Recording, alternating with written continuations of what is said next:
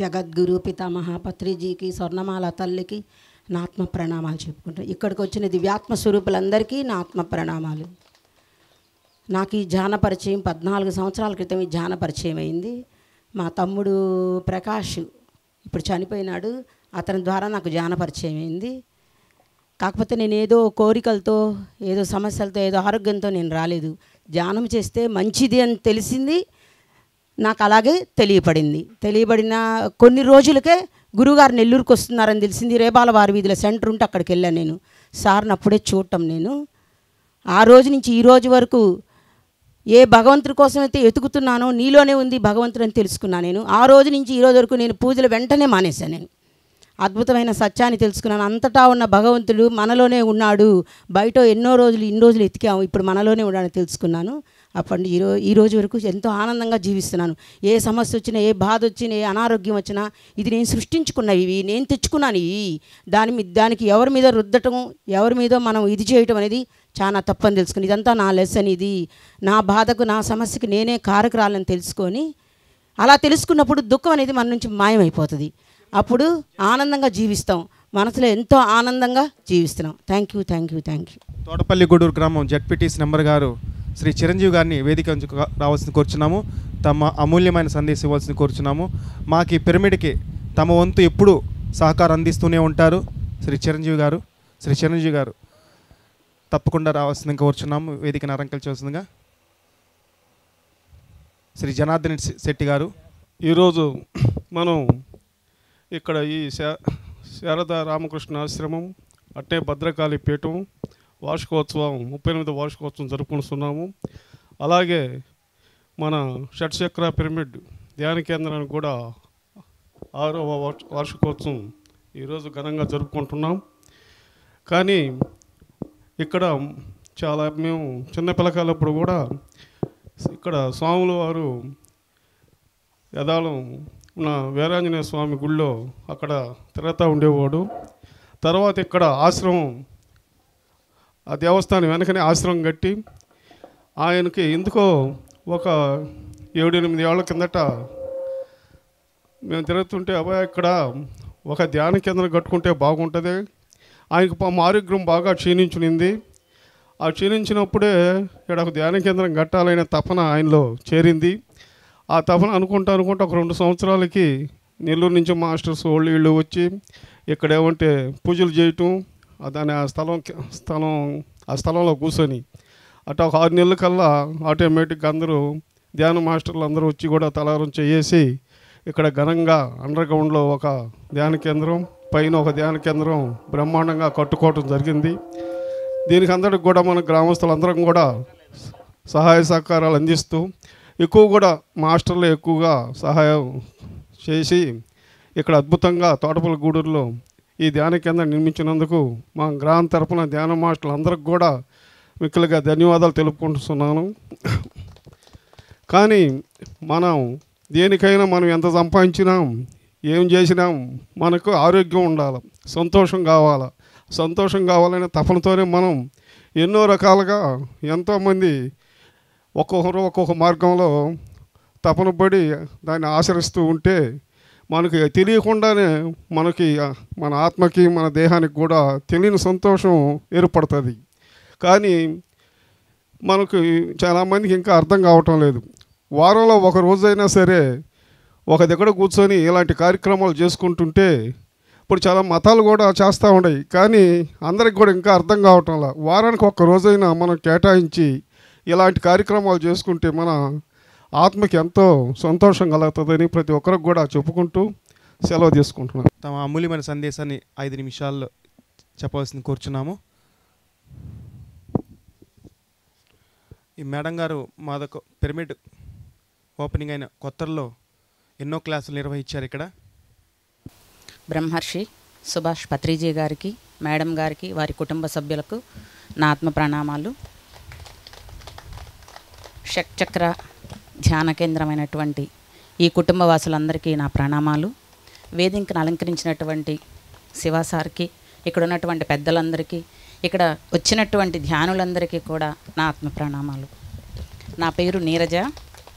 నేను 2012లో ధ్యానాన్ని విజయవాడలో అందుకోవడం జరిగింది. భగవంతుడు ఎవరు అనేటువంటి అన్వేషణ నాకు చిన్నప్పటి నుంచి ఉంది. మరి ఆ అన్వేషణలో భాగంగానే ఫిజికల్గా బాగున్నా కానీ మెంటల్గా మాత్రం అన్వేషణ జరుగుతూనే ఉంది.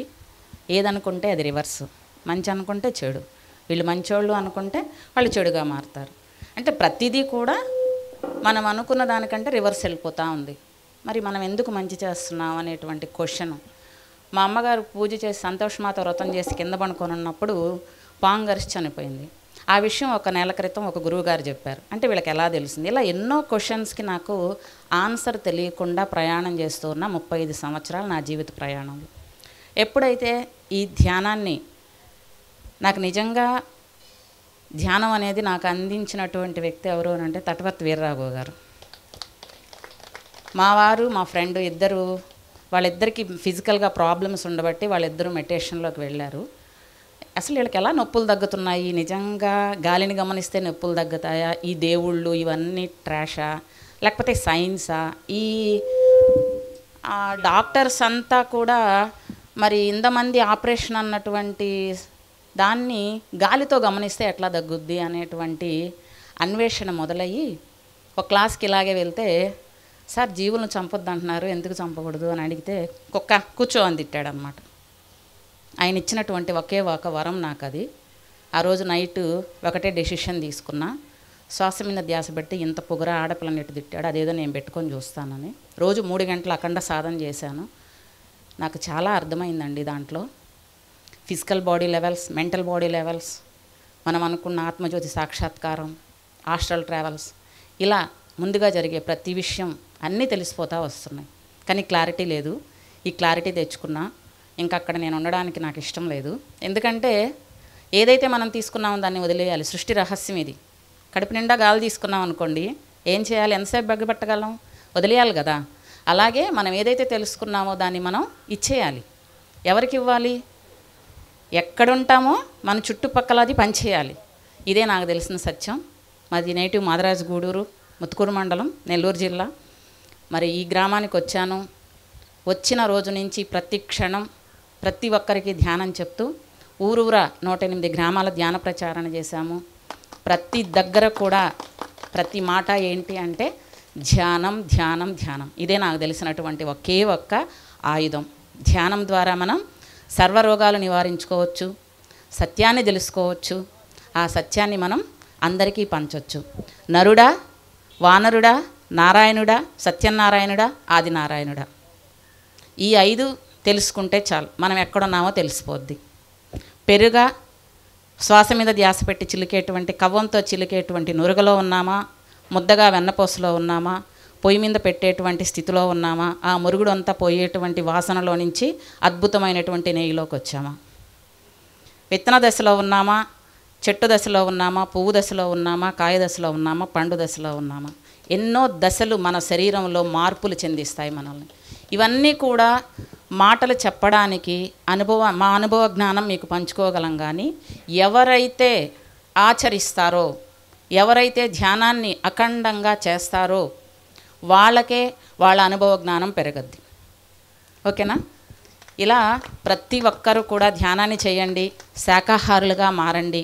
ఈ పిరమిడ్స్ అనేటువంటివి ఏదో కొత్త మతం, కొత్త యుగంలో ఏదో స్థాపించినటువంటివి కాదు. మన దేవాలయాలు, శ్రీచక్ర క్షేత్రాలు ఎక్కడైతే ఉన్నాయో, ఓకేనా, శ్రీచక్రం ఎక్కడైతే ఉందో అది ప్రతి ఊరిలో ఉన్నటువంటి ఒక పుణ్యక్షేత్రం. అందులో విగ్రహాన్ని పెట్టారు. విగ్రహం పెట్టడం కారణము నిగ్రహంగా మనం ఉండడానికి. కానీ అందులో ఏముందో తెలుసుకోవాల్సిన టైం మనకు వచ్చింది కాబట్టి ఆ విగ్రహం మనమే. నిగ్రహంగా కూర్చొని ధ్యానం చేస్తే మన లోపల ఉన్నటువంటి ఆ భగవద్ దర్శనం మనకే కలగద్ది అనేటువంటి సత్యాన్ని ప్రతి ఒక్కరూ తెలుసుకోవాలి. తెలుసుకున్న జ్ఞానాన్ని ప్రతి ఒక్కరూ ప్రతి చోట అందించండి. ఈ భూమండలాన్ని ఆనందమయం చేద్దాం. Okay, thank you masters. Janardhan Shetty గారు, మాస్టర్ జనార్దన్ శెట్టి గారు మాట్లాడాల్సిన కూర్చో మాస్టర్. తర్వాత నరసింహారావు సారు ఒక 5 నిమిషాలు మీ యొక్క సందేశాన్ని చెప్పవలసింది కూర్చున్నాము. మన పిరమిడ్కి ఎంతో డొనేషన్ చేశారు సారు. కానీ పై కనపడ్డు సారు, పై కనపడ్డు. కానీ తెలియకుండానే పిల్లలకి ధ్యానం నేర్పిస్తుంటారు. ధ్యాన విద్యార్థి ఫౌండేషన్లో భాగంగా కొన్ని లక్షల మందికి సారు ధ్యానం నేర్పించారు. నెల్లూరులో చాలా జిల్లాలు తిరిగారు. ఓకే మాస్టర్, మీ సందేశం ఇచ్చారు. ఓకే మాస్టర్స్, మొట్టమొదటిగా మన పిఎస్ఎస్ మూమెంట్ వ్యవస్థాపకులైనటువంటి డాక్టర్ బ్రహ్మశ్రీ పితామహ పత్రిజీ గారికి ధన్యవాదాలు. అలాగే పత్రిజీ మేడంకి వారి కుటుంబ సభ్యులందరికీ కూడా ధన్యవాదాలు. ఇక్కడ విచ్చేసినటువంటి ఈ పిరమిడ్ మాస్టర్స్ అందరికీ కూడా కృతజ్ఞతలు. సో ఈ స్టేజ్ మీద అలంకరించిన వాళ్ళందరికీ కూడా ధన్యవాదాలు. నా పేరు జనార్దన్ శెట్టి. నేను స్టేట్ బ్యాంక్ ఆఫ్ ఇండియాలో వర్క్ చేసి రిటైర్డ్ అయ్యాడని 2010లో. రిటైర్డ్ అయిన తర్వాత కొద్దిగా హెల్త్ బాగాలేకపోతే యోగా నేర్చుకున్నాను. యోగా నేర్చుకున్న కొద్ది రోజులకి మా నేటివ్ సుళ్ళూరుపేట అక్కడికి వెళ్ళానండి. అక్కడ చెంగమ్మ అనే ఒక ఆమె వచ్చి రమణ మహర్షి పిరమిడ్ కట్టుకుంది. కానీ అక్కడికి వెళ్ళి కొంచెం డల్గా ఉంటే ఏమనంటే కొద్దిగా హెల్త్ బాగాలేదంటే మిది మీద పోయి ధ్యానం చేయన్నది. ధ్యానం ఎట్లా చేయాలో కూడా చెప్పలేదండి. కాకపోతే మనం ఎంత అదృష్టవంతులు అంటే ఈరోజు ప్రతి ఒక్కటి కూడా A to Z మనకు అన్నీ కూడా అందజేస్తున్నారు. పాంప్లెట్ల రూపంలో, PMC ఛానల్ రూపంలో, యూట్యూబ్ ఛానల్స్ రూపంలో కూడా. అంతేకాకుండా విరివిగా పిరమిడ్లు కూడా నిర్మాణం జరుగుతుంది. అలా ప్రయాణం జరుగుతుంది. మొట్టమొదటి నా క్లాస్ వచ్చి మన తటవర్తి రాఘవరావు క్లాసు భీమవరంలోనే చేశాను. అట్లా 2010-11 సంవత్సరాలు అయిన తర్వాత 2011లో వచ్చి వైజాగ్లో మన ధ్యాన మహాచక్రం జరిగింది. అక్కడికి వెళ్ళిన తర్వాత గురువుగారు ఒక మాట చెప్పారు, మీరు ధ్యానము స్వాధ్యాయ సజ్జన సాంగత్యాలు చేసినంత మాత్రాన మోక్షము రాదుగాక రాదు. నాకు స్టన్ అయిపోయింది. నేను ధ్యానం స్వాధ్యాయం సజ్జన సంగతి అన్నీ బాగా చేస్తున్నాను. ఏం చేయాలంటే మీరు ధ్యాన ప్రచారం చేయాలన్నారు. అక్కడ మాత్రం నాకు పెద్ద రాయబడ్డదండి. నేనేమో బ్యాంకులో పనిచేసాను, కొంచెం ఉంటుంది కదా అది. కానీ నేను ఎక్కడ పోయి చెప్పేది, నేను అందరిని చూస్తున్నాను, ఎవరు గడ్డం పట్టుకొని బతిమాలు చెప్పాలి. అయినా సరే ఉంది లోపల ఏమని, ఎట్లయినా సరే నేను ధ్యాన ప్రచారం చేయాలి. మనకందరికీ ట్రిక్స్ తెలుసు. నేను ఒక సంకల్పం పెట్టాను, నేను ఊరికి ధ్యానం చేస్తాను, ఆయన ప్రచారం చేస్తే నాకు వచ్చేస్తుంది. అదేవిధంగా ఆ సంకల్పంతో 2012 జనవరి వచ్చాను. మా స్నేహితుడు చక్రపాణి గారి దగ్గర పోయి 4 పుస్తకాలు 4 గంటలు చెప్పాను. ఆయన ససేం రాయలేదు. అంత గట్టిగా ఉంటారు ఒక మంచి మార్గానికి రావాలంటే. ఇక్కడ మీరందరూ వచ్చారంటే ఎన్నో జన్మల పుణ్య ఫలం ఉంటేనే వచ్చారు, ఊరికే రాలేదు. మనం ఎవ్వరమేడ అంటే అట్మోస్ట్ పీక్ స్టేజ్ అన్నమాట. సార్ లాస్ట్లో బతిమాలు వస్తామని ఉదయం లేసి ఏం చేస్తావా అన్న, నేను 2 గంటలు జపం చేస్తానన్నాడు. అమ్మ దొరికాడు. 1 గంట జపం చేయి, 1 గంట ధ్యానం చేయంటే ఆయన యాక్సెప్ట్ చేశాడు. ఒక వారం తర్వాత ఫోన్ చేశాడు, పోయాను ఏం తీస్తాడు అని. ఆయన కౌగులించుకొని నాకేం కావాలనో ఆత్మసాక్షాత్కారం జరిగిందన్నాడు. అంతే. ఆయన కంప్లీట్గా సేతు విజ్ఞానం అన్నీ అందరికీ చెప్తూ వచ్చాడు. అప్పుడు నేను మన అబ్దుల్ కలాం 2020 విజన్ అనే పుస్తకం చదివిన తర్వాత, అరే వీళ్ళందరూ విద్యార్థులకి ఇంత సేవ చేసేదానికి ఆయన చేశాడే, మనం కూడా ఇదే చేస్తామని అప్పుడు ఆలోచించి నేను విద్యార్థులకు పోయి చెప్పడం మొదలుపెట్టాను. దాంట్లో బెంగళూరులో 1 మంత్ కోర్స్ చేశాను. ఎందుకంటే అందరికీ తెలుసు ధ్యానం ఎలా చేయాలి అని, కానీ పిల్లలకి ఎలా చెప్పాలనేది ఒకటి. దానికి తగ్గట్టు PSS అకాడమీ అని గురువుగారు 2010లోనే స్థాపించి పాఠ్యాంశాలుగా పెట్టారు. అంటే గురువుగారు ఒక్క మాట చెప్తారు, ప్రతి ఒక్కరు కూడా స్పిరిచువల్ సైంటిస్ట్ కావాలి. అది చాలా చాలా ఇంపార్టెంట్ అండి. మనందరము స్పిరిచువల్ సైంటిస్టే, దాన్ని తెలియచేయాలి అందరికీ. అంతేకాకుండా దానికి తగ్గట్టుగా పాఠ్యాంశాలు, అంటే ఇప్పుడు 1వ తరగతి నుంచి డిగ్రీ వరకు టెక్స్ట్ బుక్స్ వచ్చాయి. సో ఇట్లా స్కూల్ ప్రచారానికి చాలామంది కూడా చేశారు. నేను 2015-16 ప్రాంతంలో తీవ్రంగా స్కూల్స్కి వెళ్ళి చెప్తుంటే కొన్ని స్కూల్స్లో ముస్లిం స్కూల్స్ అలాగే క్రిస్టియన్ స్కూల్స్ ఏం చెప్పారంటే ఇది మాకు కాదన్నారు. ఇది అందరికీ కదా, ఇట్ ఈజ్ యూనివర్సల్ కదా అనే ఉద్దేశంతో అప్పట్లో ఉన్న DUOని అడిగి పర్మిషన్ తీసుకున్నానండి. మన పిరమిడ్ మాస్టర్లన్నీ ఒక 15-20 మంది జిరాక్స్ కాపీలు ఇచ్చిపోతే అందరూ కూడా యాక్సెప్ట్ చేశారు. అంటే ఒక విధమైనటువంటి ఒక ఫోర్స్ ఉండాలి, లేదా ఒక అధికారంగా కానీ చెప్తేనే అన్ని స్కూల్స్ కూడా దాన్ని యాక్సెప్ట్ చేస్తున్నాయి. ఇది మనం గుర్తుపెట్టుకోవాలి. అందుకని మనం ప్రభుత్వం తరఫున కూడా కొంత ఇట్లాంటి అవకాశాలు తెప్పించుకోవాలి. అయితే 2018 ఆ ప్రాంతంలో ఆనంద వేదిక అనేది పెట్టారంటే ఒక అద్భుతమైన ప్రోగ్రాం. అందులో ప్రతి ఒక్క పీరియడ్లో 5-5 నిమిషాలు తగ్గించి ఫస్ట్ ప్రేయర్ అవుతాయని ఒక 1/2 అవర్ మెడిటేషన్ చేయించడం, అంతేకాకుండా మిగతా సమయంలో ఆ 15 నిమిషాలు అవుతాయి స్కిల్స్ డెవలప్మెంట్స్ అన్నీ చాలా బాగున్నాయి ఆ ప్రోగ్రాం. కానీ తర్వాత కరోనా వచ్చింది, ఆ ప్రోగ్రాం గడిపోయింది. కాకపోతే నేను వచ్చి చాలా ప్రాంతాల్లో మన జిల్లాలోనే కాదు అదర్ ప్లేసెస్లో కూడా పోయి వాళ్ళకు 2 days 3 days ట్రైనింగ్స్ ఇచ్చేస్తే వాళ్ళు కూడా అలాగే చెప్పుకోవటం అవటం. ముఖ్యంగా నేను కౌన్సిలింగ్స్ ఇవ్వటం జరుగుతుంది స్టూడెంట్స్కి. ప్రత్యేకించి ఎవరైనా అడిగినప్పుడు వాళ్ళ కౌన్సిలింగ్ ఇవ్వటం. కరోనా అప్పుడు పిఎస్ఎస్ఎం మూమెంట్లో నెల్లూరు జిల్లాకు నా పేరు ఇస్తే రోజుకి 5-6 మంది ఫోన్ చేసేవాళ్ళు. సో ఆ విధంగా అందరితో కూడా టచ్ అయిపోయింది. సో ఆ విధంగా నేను వచ్చి నా ప్రయాణం సాగిస్తూ ఉన్నాను. అంతేకాకుండా స్కూల్స్లో వచ్చి స్కూల్ కాంప్లెక్స్ మీటింగ్లు జరుగుతాయి. అంటే టీచర్స్కి వాళ్ళ సబ్జెక్ట్స్లో చెప్తుంటారు. అప్పట్లో కూడా పర్మిషన్ తీసుకుని ఎంఈఓని డిఓని అడిగి వెళ్ళి చెప్పేవాడిని. ఆ విధంగా ప్రచారం జరుగుతుంది. మనందరం కూడా ప్రతి స్కూల్లోనూ ప్రతి దగ్గర చెప్పాలనుకుంటున్నాం, కానీ ఎవరు ముందు వస్తున్నారు అనేది ఆలోచిస్తే పెద్దగా కనబడటం లేదు. మన నెల్లూరులో ఒక 20 మంది మాత్రం తయారయ్యారు, వాళ్ళు చెప్తూనే ఉన్నారు. సో ఈ ప్రోగ్రామ్స్ని అంటే స్కూల్స్కి వెళ్ళి చెప్పేది నా జీవితాంతం కూడా నేను కంటిన్యూ చేస్తాను. అంతేకాకుండా దేని మీద ట్రైనింగ్స్ కావాలంటే 1 day 2 days ఇస్తాను. అట్లా చాలామంది కూడా వచ్చి తిరుపతి నుంచి ఇట్లా వచ్చి తెలుసుకొని వాళ్ళు కూడా ప్రచారం చేస్తున్నారు. థ్యాంక్ యూ అండి ఈ అవకాశం ఇచ్చినందుకు. ముఖ్యంగా ఈ పిరమిడ్ వచ్చేదానికి పాపం ఈయన చాలా ఇబ్బంది పడ్డాడండి. ఎందుకంటే అప్పుడు మొదటి కానించి కూడా విష్ణానంద సార్ ఇక్కడ పడుతుంటే, ఎందుకంటే బయట నుంచి వచ్చి మేమందరం ఏదో చెప్పేస్తాం వెళ్ళిపోతాం. ఇక్కడ నుండి వచ్చిన వాళ్ళకి ఆహారం అన్ని వస్తువులు అన్నీ కల్పించి చేయటంలో మాత్రం వీళ్ళు కృతకృత్యులయ్యారు. వీళ్ళకి ఎప్పుడూ కూడా మనం రుణపడి ఉంటాం. ఇంకోటి ఒక టీచర్ ఉన్నాడు పాపయ్య అని, ఆయన నేను బెంగళూరుకి వెళ్ళాలి కళ్ళు కనబడటం లేదు నాకంటే నేను చెప్పిన ఒక మాట, ఆడ రాత్రి 10 అయితే మళ్ళీ క్లోజ్ చేస్తాను, నేను అలవ చేయరు.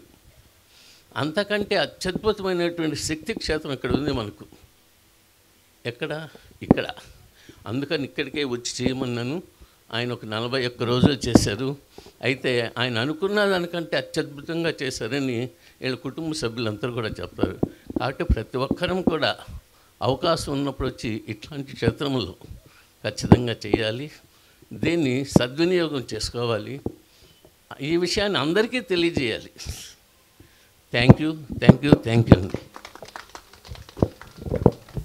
నరసింహ సార్ 5 నిమిషాలు సార్, మళ్ళీ మన జ్ఞానదాతకి అవకాశం ఇవ్వాలి. బ్రహ్మర్షి పత్రిజీ స్వర్ణమాల అమ్మగారికి ఆత్మ ప్రణామాలు చేసుకుంటూ, తర్వాత వేదిక మీద ఉన్నటువంటి ప్రముఖులకి, ఇక్కడ ఉన్నటువంటి జిజ్ఞాసతో ఉన్న ధ్యానులందరికీ కూడా నా ఆత్మ ప్రణామాలు. తర్వాత చప్పట్లు కొట్టడానికి ఏంది వినపడలా, అబ్బే వినపడలా, కడతాల దాకా వినపడాలా. అబ్బే ఏందండి వెనకోళ్ళు అసలు భలే కొడుతున్నారు, ముందోళ్ళే పద్మ కొట్టడంలా. చూడండి కాసేపట్లో ఎంత ఆనందం వచ్చిందో. జీవితాంతం ఆనందం కావడానికే కదా ఈ పిరమిడ్లు ఉండేది, అవునా కదా? మరి కాసేపటికి ఆనందం చూడండి, సీరియస్గా వింటూ ఉంటే ఏం ప్రయోజనం? ఇక్కడికి వచ్చింది ఎందుకు? మనం ఆనందం పంచుకోవడానికి. ఆనందమా, సరేలే, బాగానే ఉన్నా, ఏం ప్రయోజనం ఏముంది? చేసే పనిలో మనసులో ఆనందం ఉంటేగా అది న్యాచురల్గా బయటపడాలి. ఓకే, కాసేపు 1 నిమిషం నవ్వుకొని తర్వాత ఈ కవిత చదివేసి మీకు సెలవు తీసుకోండి. 5 నిమిషాలు నీకే. Very good. ఒక ఈ తోటపల్లి గూడూరు మండలంలోనే ఇటువంటి ఇల్లు ఉందన్నమాట. అక్కడ ఒక పెద్దవాళ్ళు ఉన్నారు, మన రఘురామయ్య కోటోళ్ళు, భార్యాభర్త అందరు కూడా అన్నీ కూడా ఏవి అన్నీ అయిపోయింది, బాధ్యతలన్నీ అయిపోయి ఇద్దరు ఉన్నారు. ఆ పక్కన కొత్తగా పెళ్ళైనటువంటి జంట ఉంది. వీళ్ళ ఇంట్లో ఆదివారం అయితే ఇంట్లో నుంచి సెగలు పొగలు వచ్చేదంటే నువ్వెంత నేనెంత అని చెప్పి ఈ కుర్ర జంట ఎప్పుడు కూడా పోట్లాడుకుంటుండే. తర్వాత ఈ రఘురామయ్య ఇంట్లో నుంచి నవ్వులు వస్తుండేది, ఆహా ఆహా ఒకటే నవ్వులు. వీళ్ళు బుద్ధి తెలుసుకున్నారు, మరి చూడవయా ఆయనకి పెళ్ళి 40-50 ఏళ్ళు అయింది, వాళ్ళేమో నవ్వులు ఉన్న మనం ఎందుకు కొట్టుకొని చావడం అని అన్నారు. సరేను మనం వెళ్ళి ఆయన అడగదాం రఘురామయ్య గారిని అన్నాను. బాబాయ్ గారు మీకు పెళ్ళి ఎన్ని సంవత్సరాలు? 30 ఏళ్ళు అయిపోయింది. ఇంత ఆనందంగా మీరు ఎట్లున్నారండి, మేమేమో కొట్టుకొని చేస్తున్నాము అని చెప్పి అన్నారు. పిచ్చిదానా, దానికి సీక్రెట్ ఉంది అని చెప్పి రఘురామయ్య చెప్పారు. ఏమి లేదు, మా బాధ్యతలన్నీ అయిపోయినాయి. ఆమె కోపం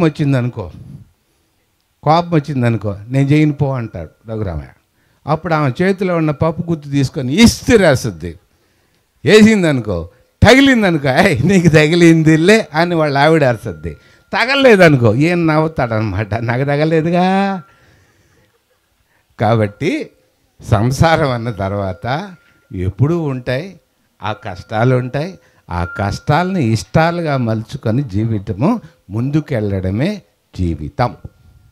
ఈ జీవితాన్ని ఆనందమయం చేసుకోవడానికి మనకు ధ్యానాలు ఉన్నాయి. ఓకే, ఇప్పుడు విశ్వానంద గారు అందరూ కూడా చాలా చక్కగా చెప్పారు. ఇక్కడ ఒక వ్యక్తిని గురించి చెప్పాలి నేను. ఆ ఇంటి పేరు దేనికి పెట్టినారో నాకు తెలియదు, కానీ అర్థమైందా మీకు? దేనికి పెట్టారు? దేవత అని. ఆ దేవత కాబట్టి ఇక్కడి నుంచి ఈ పిరమిడ్కి ఎన్నెన్నో చేసిందని కాబట్టి ఆ దేవత అందులో కళ్యాణి. ఆ గుర్రాల్లో మేలి రకం పేరు కళ్యాణి గుర్రం. ఎప్పుడు కూడా స్పీడ్గా పరిగిస్తుంటుంది. కాబట్టి ఆ దేవతా కళ్యాణి మేడంకి ఒక్కసారి చప్పట్లు కొట్టండి. ఆమెను కొట్టబాకండి, చప్పట్లు కొట్టండి. Very good. ఇప్పుడు నవ్వుకున్నారు కదా ఆనందంగా. మరి నా పేరు పిఎల్ నరసింహారావు, నేను రిటైర్డ్ టీచర్ని. నేను ముత్తుకూరులో పనిచేశాను. అక్కడే నాకు పోలయ్య పరిచయం అయ్యాడు. దాంతో జనార్దన్ శెట్టి గారు చెప్పినటువంటి స్కూల్ కాంప్లెక్స్లో, హై స్కూల్స్లో టీచర్స్కి దాదాపు 1000 మంది టీచర్లకి నేను ధ్యాన ప్రచారం చేశాను. అట్లానే ఒక 2000 మంది పిల్లలకి హై స్కూల్స్లో నేను ఆల్రెడీ సర్వీస్లో ఉన్నాను కాబట్టి అందరూ కూడా తెలుసు, హెడ్ మాస్టర్స్ వాళ్ళు. అట్లానే నాతో పాటు శివ, చైతన్య లక్ష్మి వీళ్ళందరూ కూడా సహకరించారు. ప్రస్తుతానికి ఈ ఉద్యమం ఏంటంటే మళ్ళా రేపు జూన్ పాఠశాలలు తెరిచిన తర్వాత మన యువకుడు ఎవరు జనార్దన్ శెట్టి గారు, ఈ యువకుడిని తీసుకొని బయలుదేరుతాం సార్. అద్భుతంగా జిల్లా అంతా తీసుకుంటాం. అప్పుడప్పుడు ఈ వృద్ధుడిని కూడా, భాస్కర్ రెడ్డిని కూడా తీసుకోబోతాం కావాలి ఏరియాకి. నవ్వాలి, ఎందుకంటే ఉన్నది యథార్థం కాబట్టి నవ్వుతూ ఉండాలి. నవ్వు లేకపోతే నువ్వు లేవు, అవునా కాదా? నవ్వు లేకపోతే నువ్వు ఉన్నావా? నువ్వు లేనప్పుడు నవ్వు ఉంటుందా? కాబట్టి నువ్వు ఉన్నావు కాబట్టి నవ్వాల్సిందే. ఒకసారి నవ్వేసేయండి, అయిపోతుంది. ఓకే, నేను ఫస్ట్ సారి వచ్చానండి ఈ దేనికి పిరమిడ్కి. తర్వాత ఇక్కడ వివరాలన్నీ కూడా బాబు ఎర్రయ్య ఆయన స్వామీజీతో కలిసి చేసుకున్నాను. నాకు ఒక అలవాటు ఉంది ఏంటంటే ఒక కవిత రాసి పర్మనెంట్గా వాళ్ళకి ప్రజెంటేషన్ ఇవ్వడం. నా సొంత డబ్బులేనండి, ఇబ్బంది పడు. సీరియస్గా చూస్తుంది కళ్యాణ్. అరే ఫన్ కాబళ్ళే నాకు. శ్రీ శారదా రామకృష్ణ ఆశ్రమం భద్రకాళీపీఠం 38వ వార్షికోత్సవం. షట్చక్ర పిరమిడ్ ధ్యాన కేంద్రం 6వ వార్షికోత్సవం. తోటపల్లి గూడూరు, ఎస్పీఎస్ఆర్ నగర్, ఎస్పీఎస్ఆర్ నెల్లూరు జిల్లా. తేదీ 22/3/25. సాగర తీరాన మహిమాన్విత శివశక్తి క్షేత్రం కాటేపల్లి. కాటేపల్లిలో అద్భుతంగా బీచ్ ఉంది, పక్కన ఈశ్వరుడు ఉన్నాడు. తోటపల్లి గూడూరు దివ్య గ్రామం. ఈ దివ్య గ్రామము అనే దానికి కూడా జ్వాలాముఖి అమ్మవారు ఇక్కడ గుడి ఉంది. తర్వాత ఇంకొక పురాణ ప్రాశస్త్యం కూడా ఉంది, అది మళ్ళా చెప్తాం. స్వామి వివేకానందుని ప్రపంచానికి అందించిన గురు దంపతులైన శారదా రామకృష్ణ ఆశ్రమ స్థాపన సింహపురికే తలమానికం శుభప్రదం. దివ్యశక్తి క్షేత్రమాత భద్రకాళి పీఠం మరొక వరము కాగా మన జిల్లా ప్రజలకు విశ్వమాత అందించిన అపురూప కానుక బ్రహ్మర్షి పత్రిజీ గురుమాత స్వర్ణమాల దంపతుల అమృత హస్తాలతో ప్రారంభించిన నవ్య దివ్య భవ్య క్షేత్రం ఈ షట్చక్ర ధ్యాన కేంద్రం. విశ్వశక్తి కేంద్రీకరమైన వేళ మానవ శరీర నిర్మాణములో కీలక భూమిక షట్చక్రాలు. ధ్యాని, జ్ఞాని, ఆత్మజ్ఞాని అవగతమైన షట్చక్ర శక్తి అంతటా కేంద్రీకరించి పిరమిడ్ స్థాపన మన జిల్లాకే తలమానికమై అలరారు వేళ మది నిండా ఆనంద హేళ. ఇందాక నుంచి మీ జోకులు చెప్పింది ఆనందం కోసమే. బాలారిష్ట దోషాలను అధిగమించి ఎందరెందరో అంకిత భావంతో లోక కళ్యాణమే ధ్యేయంగా ఆవిర్భవించింది ఈ షట్చక్ర పిరమిడ్ మనోహర భవనం. నేడు 6వ వార్షికోత్సవం, నయనానందోత్సవం, ధ్యానుల హృదయాలలో ఆనంద డోలోత్సవం. పిరమిడ్ తల్లి ఓ జీవన జ్యోతిలాగా ఎందరెందరికో ఆత్మదర్శనము ప్రసాదించిన భువనైక మాత జగన్మాత. నేటికి ఈ పిరమిడ్లో ధ్యానము సర్వరోగ నివారణమని నానుడి జిల్లా రాష్ట్రాలలో ఉన్నదనటంలో సందేహము లేదు. ఓ జ్యోతి వేల వేల జ్యోతుల్ని వెలిగించి అజ్ఞాన అంధకారాన్ని పారద్రోలుట అనేది యథార్థ వాక్యం. ఈ తల్లి స్ఫూర్తితో శక్తితో ముత్తుకూరు, బ్రహ్మదేవం, వెంకటేశ్వరం, వరిగొండ, పంచవటి, ఎన్టీఆర్ నగర్, పురంధరపురం వచ్చి అక్కడ కూడా వెళ్ళి వీరు క్లాసులు చెప్పారు. ధన్వంతరి మహాపిరమిడ్ ధ్యాన కేంద్రాలకు స్ఫూర్తి ప్రదాత మండల ధ్యాన దీక్షతో పాపయ్య మాస్టారు తన ఇంటిపై పిరమిడ్ నిర్మాణానికి అంకురార్పణ ఈ తల్లి చల్లని దీవెన. ఎంతోమంది మానసిక శారీరక రుగ్మతలను సమూలంగా నిర్మూలించి శాశ్వత ఆనందప్రదాయి ఈ తాయి. పిరమిడ్ నిర్మాణాలు నిర్వహణలో పాలు పంచుకుంటున్న ప్రతి ఒక్కరికి పేరు పేరున అభినందన చందన మందారమాల. క్రమశిక్షణతో అంకిత భావంతో సోదర భావంతో సింహపురి జిల్లాను ధ్యాన సింహపురిగా ఆవిష్కరిద్దాం. పిరమిడ్ శాకాహార ధ్యాన జగత్తులు సాధిస్తాం. బ్రహ్మర్షి పత్రిజీకి గురుదక్షిణగా సమర్పిస్తాం. ఇహపర లోకాల శాంతి సౌభాగ్యదాయిని పొందుడుకు నిత్య ధ్యానం చేస్తాం. స్వామి విష్ణానంద గారికి ఆత్మ ప్రణామాలతో భవదీయుడు పిఎల్ నరసింహారావు, రిటైర్డ్ టీచర్. ఒకసారి మీరు వస్తే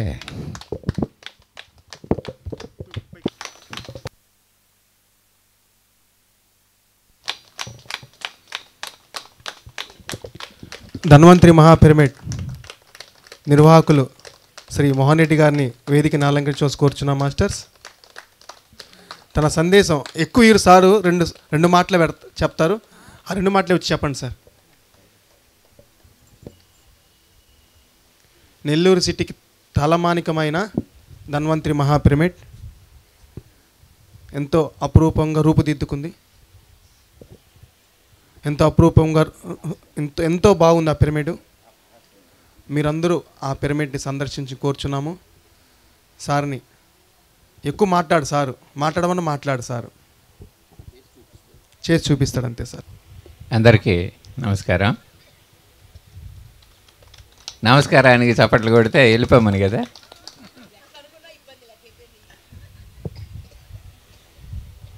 నేను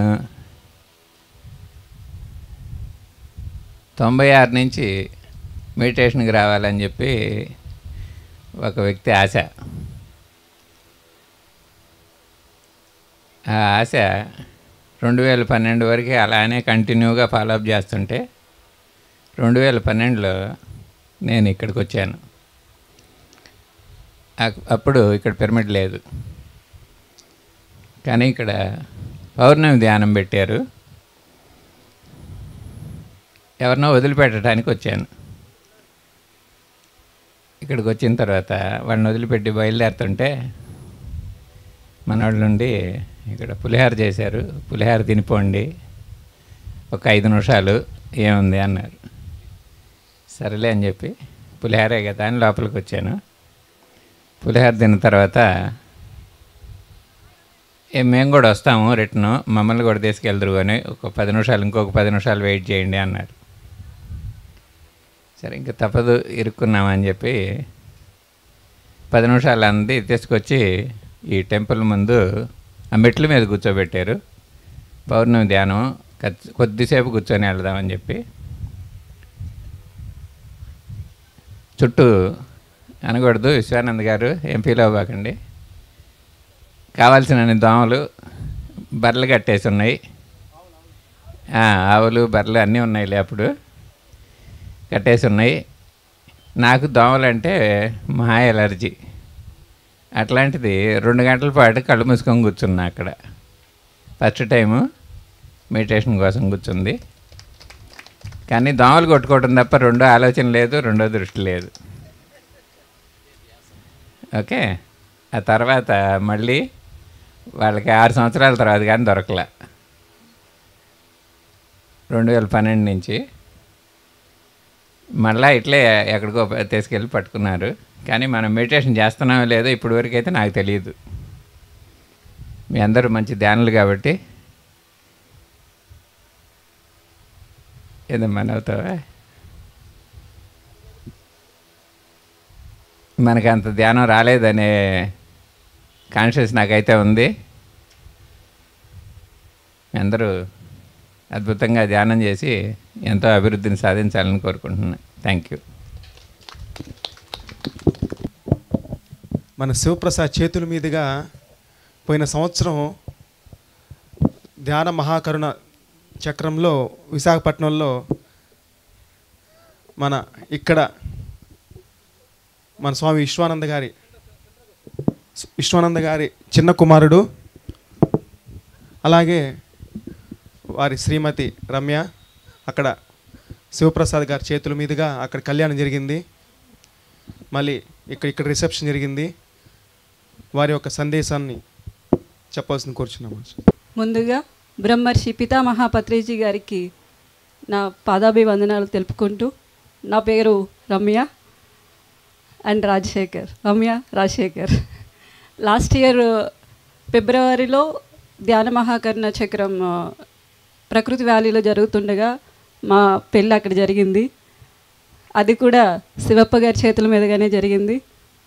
చాలా సంతోషం, ఎంతో హ్యాపీగా మేము ఒక ప్లానింగ్ లేకుండా మంచిగా అందరి చేతుల మీదుగా ఎంతోమంది ధ్యానుల మధ్య, మాస్టర్ల మధ్య ప్రకృతి వ్యాలీలో మా పెళ్ళి జరగడం అనేది చాలా అద్భుతంగా అనిపించింది.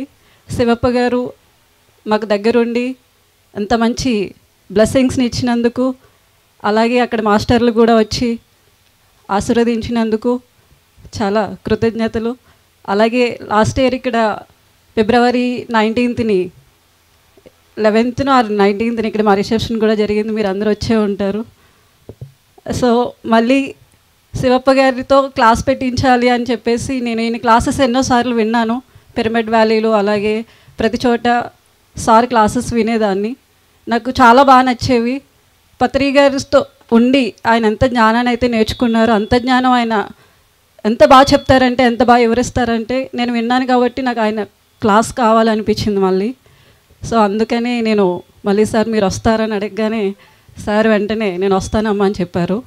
So thank you sir, thank you so much.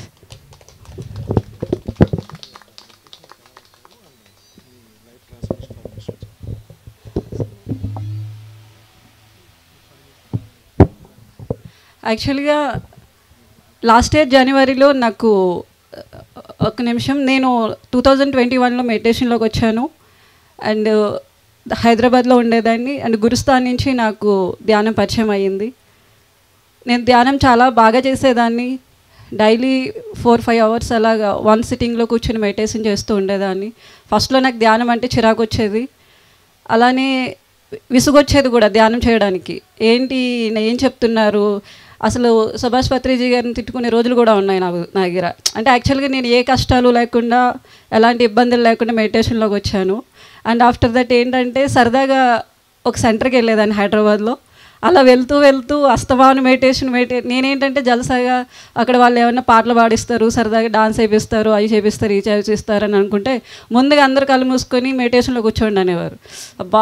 ఎందుకు ఈయన ఎవరి పెద్ద ఆయన అత్తమాల మెడిటేషన్ అని చెప్పేసి కళ్ళు మూయించి కూర్చోబెట్టడము అని చెప్పేసి ఇలాగా ఎక్కువగా విసుకునేదాన్ని.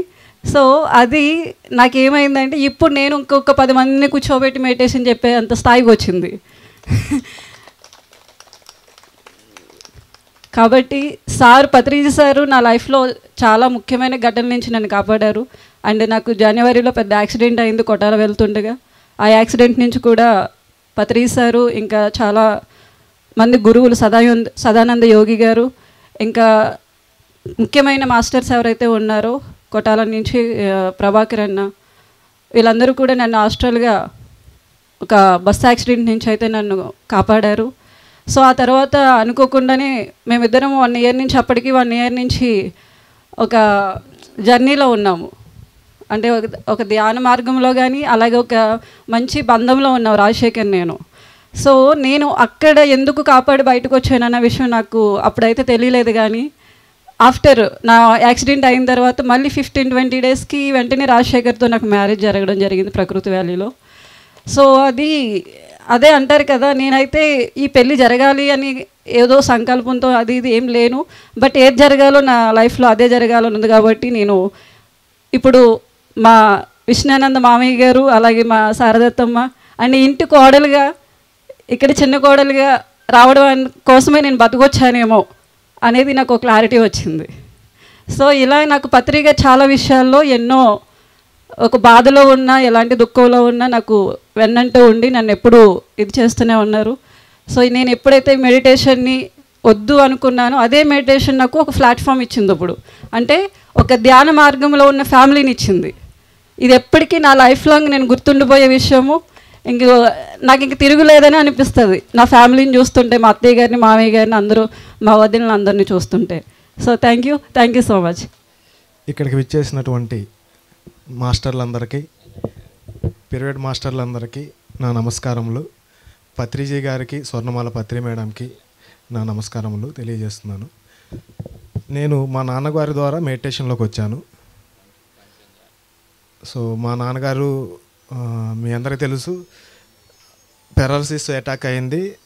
సఫరింగ్లో ఉన్నప్పుడు మాత్రలు అవి తీసుకుంటూ ఉండడం సమయంలో ఈ ధ్యాన పరిచయం జరిగింది. ధ్యాన పరిచయం ద్వారా ఆయన ఆరోగ్యం కోలుకోవడం, పిరమిడ్ ఎనర్జీని ఒక 10 పిరమిడ్లు మా ఇంట్లో ఇన్స్టాల్ చేశారనమాట. దాన్ని కూర్చొని ధ్యానం చేస్తూ మమ్మల్ని లేపేవాళ్ళు. 5 గంటలకి మేము లేయాలంటే కష్టం, చిన్నపిల్లలప్పుడు మాకు లేయలేం కదా. ఇప్పుడైతే 7 గంటలకి 8 గంటలకి లేస్తుంటాం. లేపి కూర్చోబెట్టి మరి క్రమశిక్షణలో ధ్యానం చేయండి అని చెప్పి చేయించేవాళ్ళు. ఆ చేయడం మా జీవితంలో ఇప్పుడు చూసుకుంటే, వెనక్కి చూసుకుంటే ఎంతో ఉపయోగపడుతుంది. అప్పుడు కష్టమే, అది చేయడం ద్వారా ఇప్పుడు ఎంత ఉపయోగం అన్నది మాకు తెలుస్తుంది. సో అలాగా మా నాన్నగారిని మేము చూసాం. ఆయన ఎంతో లేయలేని స్థితిలో ఉన్నప్పుడు పిరమిడ్ ఎనర్జీని, ధ్యానాన్ని, శాకాహారం ఆయన మొదటి నుంచి ఉన్నాడు. సో ఇది అలవరించడం ద్వారా ఆయనలో ట్రాన్స్ఫర్మేషన్ రావడం, బాగా ఎనర్జీ కావడం, పిరమిడ్ని కట్టాలని ఒక సంకల్పం పెట్టుకున్నారు. అహర్నిశలు కష్టపడ్డారు, తిరిగారు. ఎంతోమంది మాస్టర్లు వచ్చారు, పవన్ మాస్టర్ కానీ, జీకే గారు, ఇంకా ఎంతోమంది వచ్చారు. వాళ్ళందరి సంకల్పం ద్వారా ఇక్కడ ఒక నెల్లూరు సుబ్బారావు గారు అనేది, ఇంకా చాలామంది మాస్టర్లు ఉన్నారు. వాళ్ళ ద్వారా అందరూ కలిసి కట్టుకున్నారు. అందరూ మెడిటేషన్ చేసుకున్న వాళ్ళకి అనుకూలంగా ఉండాలని ఇక్కడ కట్టించారు. సో నా విషయానికి వస్తే, ఆ మెడిటేషన్లో పార్ట్లో ఉన్నప్పుడు పత్రిజీ గారిని కలవడం జరిగింది. కలిసినప్పటి నుంచి నా లోపల, నా జీవితంలో ఒక ట్రాన్స్ఫర్మేషన్ నేను గమనించాను. ఈ భౌతికమైనటువంటి వీటి ఒక పరిగెత్తకుండా మన ఒక ఆత్మ ఎదుగుదల, మన ఎదుగుదల కోసం మనం ఎవరో మనం తెలుసుకునే ఈ అన్వేషణలో ఎంతగానో ఉపయోగపడింది. ఆ జర్నీలోనే ఉన్నాం ఇంకా స్టిల్. ఈ జర్నీ ఎలా ఉంటుందంటే ఆనందంగా ఉంటుంది. మనం చేయకూడని పనులు ఒకటి, ఇంట్లో మాంసం వండకుండా ఉండడం ద్వారా ఎన్నో మన జీవితంలో జరిగే ఈ యొక్క దుఃఖాలకి, ఈ కారణాలకన్నీ అవాయిడ్ చేసిన వాళ్ళం అవుతాం. రెండోది, ధ్యానం చేయడం వల్ల మన జీవితంలో ఆనందం నెలకొంటుంది. సో ఇటువంటి శివప్ప గారు లాంటి సద్గుణులతో సాంగత్యం చేయడం ద్వారా మన జీవితంలో కూడా మార్పులు వస్తాయి. ఇది ఎందుకు కలిసే మన ఈ కలయిక కారణం ఏంటంటే ఇటువంటి మాస్టర్లందరినీ కలవడం ద్వారా వాళ్ళు ఇచ్చిన ఒక జ్ఞానం ద్వారా మనం చేసే ధ్యానం, ఆ జ్ఞానం మన జీవితంలో ఒక మార్పును తీసుకొస్తాయి. ఆనందంగా జీవించే ఒక మార్గంలో మనం వెళ్ళగలుగుతాం. మన జీవితం దుఃఖమయంగా ఉంటుంది. ప్రతి ఒక్క జీవితంలో దుఃఖం ఉంది. ఎందుకు? అజ్ఞానం వల్ల. అజ్ఞానం ఎలా పోతుంది? ఇటువంటి మాస్టర్ల దగ్గర జ్ఞానాన్ని తీసుకున్నప్పుడు, ధ్యానం చేసినప్పుడు మనలో ఒక పరివర్తన వచ్చి ఆనందంగా జీవించే ఆస్కారం ఉంటుంది. సో ప్రతి ఒక్కరూ ధ్యానాన్ని, ఆ జ్ఞానాన్ని తెలుసుకోవడం ద్వారా, స్వాధ్యాయం చేయడం వల్ల, సజ్జనులతో సాంగత్యం చేయడం ద్వారా మన యొక్క దుఃఖంలో నుంచి బయటకు వస్తాం. కష్టాలు ఉంటాయి, అది కష్టంగా ఉండదు. చాలా తేలిగ్గా ఆడుతూ పాడుతూ మన జీవితం ఉంటుంది. ఎప్పుడు? ఇటువంటి సజ్జనులతో సాంగత్యం చేసినప్పుడు. ఇంట్లో పక్కింట్లో పుల్లమ్మ ముచ్చట్లు లేపుకుంటే ఆ దుఃఖంలోనే ఉంటాం. ఇటువంటి ప్రోగ్రాం రావాలి. ప్రతి పౌర్ణమి ఇక్కడ ధ్యానం చేసుకోండి, అవకాశం కల్పిస్తున్నారు. ఇంకా మనకు కన్స్ట్రక్షన్ కూడా జరుగుతుంది, వెనక డార్మెంటరీస్ కూడా జరుగుతున్నాయి. ఇక్కడ నిత్య అన్నదానం కూడా భవిష్యత్తులో ప్లాన్ చేస్తున్నాం. ఇక్కడ ప్రతి అమావాస్య పౌర్ణమికి కూడా ఇదోధికంగా ఎప్పుడు మనకు ఇది జరుగుతుందంటే ధ్యాన సాధన పెంచే కొంది రోజుకు ఒక 1 అవర్. అప్పుడు మన యొక్క ధ్యానము, జ్ఞానం ద్వారా ఆ కర్మలు దగ్నం అవుతాయి. మనం తెలియకుండానే ఎంతో హింస చేసాం మన గత జన్మలో. అవన్నీ దగ్నం అవ్వాలంటే ఏం చేయాలి? ధ్యానం చేయాలి, జ్ఞానాన్ని తెలుసుకోవాలి. మాస్టర్ గారు సార్ మాట్లాడాలి మెయిన్. సో అలాగా సార్తో నేను ఒక 4 సంవత్సరాల నుంచి జర్నీ చేశాను. పత్రి గారితో 2020 నుంచి 2015లో ఒక ప్రోగ్రాం జరిగింది నెల్లూరులో, 24వ అంతర్జాతీయ ఆధ్యాత్మిక సదస్సు. ఆ సదస్సులో పత్రిజీ గారిని కలవడం జరిగింది. తర్వాత సార్ని అప్పుడే అడిగాను, సార్ మీతో జర్నీ చేయాలని సార్ అని అడిగాను. ఎలా ఎందుకంటే సార్ భోగంలో ఉన్నాడు. సార్కి డిఎస్ఆర్ గెస్ట్ ఇన్ అని ఒకటి ఇచ్చారు, 4 ఫ్లోర్లు ఇచ్చేశారు సార్కి. ఎలా ఇచ్చారు అంటే నేను ఆ భోగాన్ని చూసి సార్తో జర్నీ చేయాలన్న ఒక ఆలోచన వచ్చింది. అప్పుడు సారు నాకు వెళ్ళి సార్ ఏం మాట్లాడలేదు, మౌనంగా ఉన్నారు. తర్వాత ఒక 3 సంవత్సరాలు నలిగిపోయి అన్ని విధాలుగా నలిగిపోయిన తర్వాత నీ జీవితం సేవ కింద చేయగలిగినప్పుడు మాత్రమే ఆయనతో కనెక్ట్ అయ్యాను. మళ్ళీ నేను ఆయనతో ఎప్పుడు కనెక్ట్ అయ్యాను? సేవగా చేయగాలి అన్న సంకల్పం మాలో వచ్చినప్పుడు మాత్రమే ఆయనతో తర్వాత 4 సంవత్సరాలు జర్నీ చేయడం జరిగింది. ఆ జర్నీలో శివప్ప గారితో కూడా ఎంతో జర్నీ జరిగింది. సార్తో ఉండేవాళ్ళు.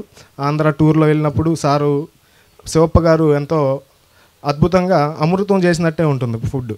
ఆ ఫుడ్ని తింటూ ఆ జర్నీ బాగా ఎంజాయ్ చేసాం. సార్ యొక్క జ్ఞానాన్ని తీసుకున్నాం. ఈరోజు మెయిన్ ఆ పత్రి సార్తో ఉన్నాడంటే అది చిన్న విషయం కాదు. అది మామూలు అయిన వాళ్ళు జర్నీ చేయడం కష్టం. ఆయన దగ్గర నుంచి ఎంతో జ్ఞానాన్ని, ఆ మాస్టర్ యొక్క జ్ఞానం సుగంధం ఆ సరౌండింగ్లో ఉన్న వాళ్ళు కూడా ఉంటుంది. ఆయనతో జర్నీ చేయడం వల్ల మన జీవితాలు ఎంతో మెరుగుపడతాయి, ఆనందంగా జీవి ఆస్కారం ఉంటుంది. సార్ యొక్క మాటలు విందాం ఫస్ట్. Thank you sir. అందరికీ నమస్కారం. నిన్న కాక మొన్న సాయంత్రం ఫోన్ చేసింది రమ్య, యానవ శ్రీమంత్ రావాలని.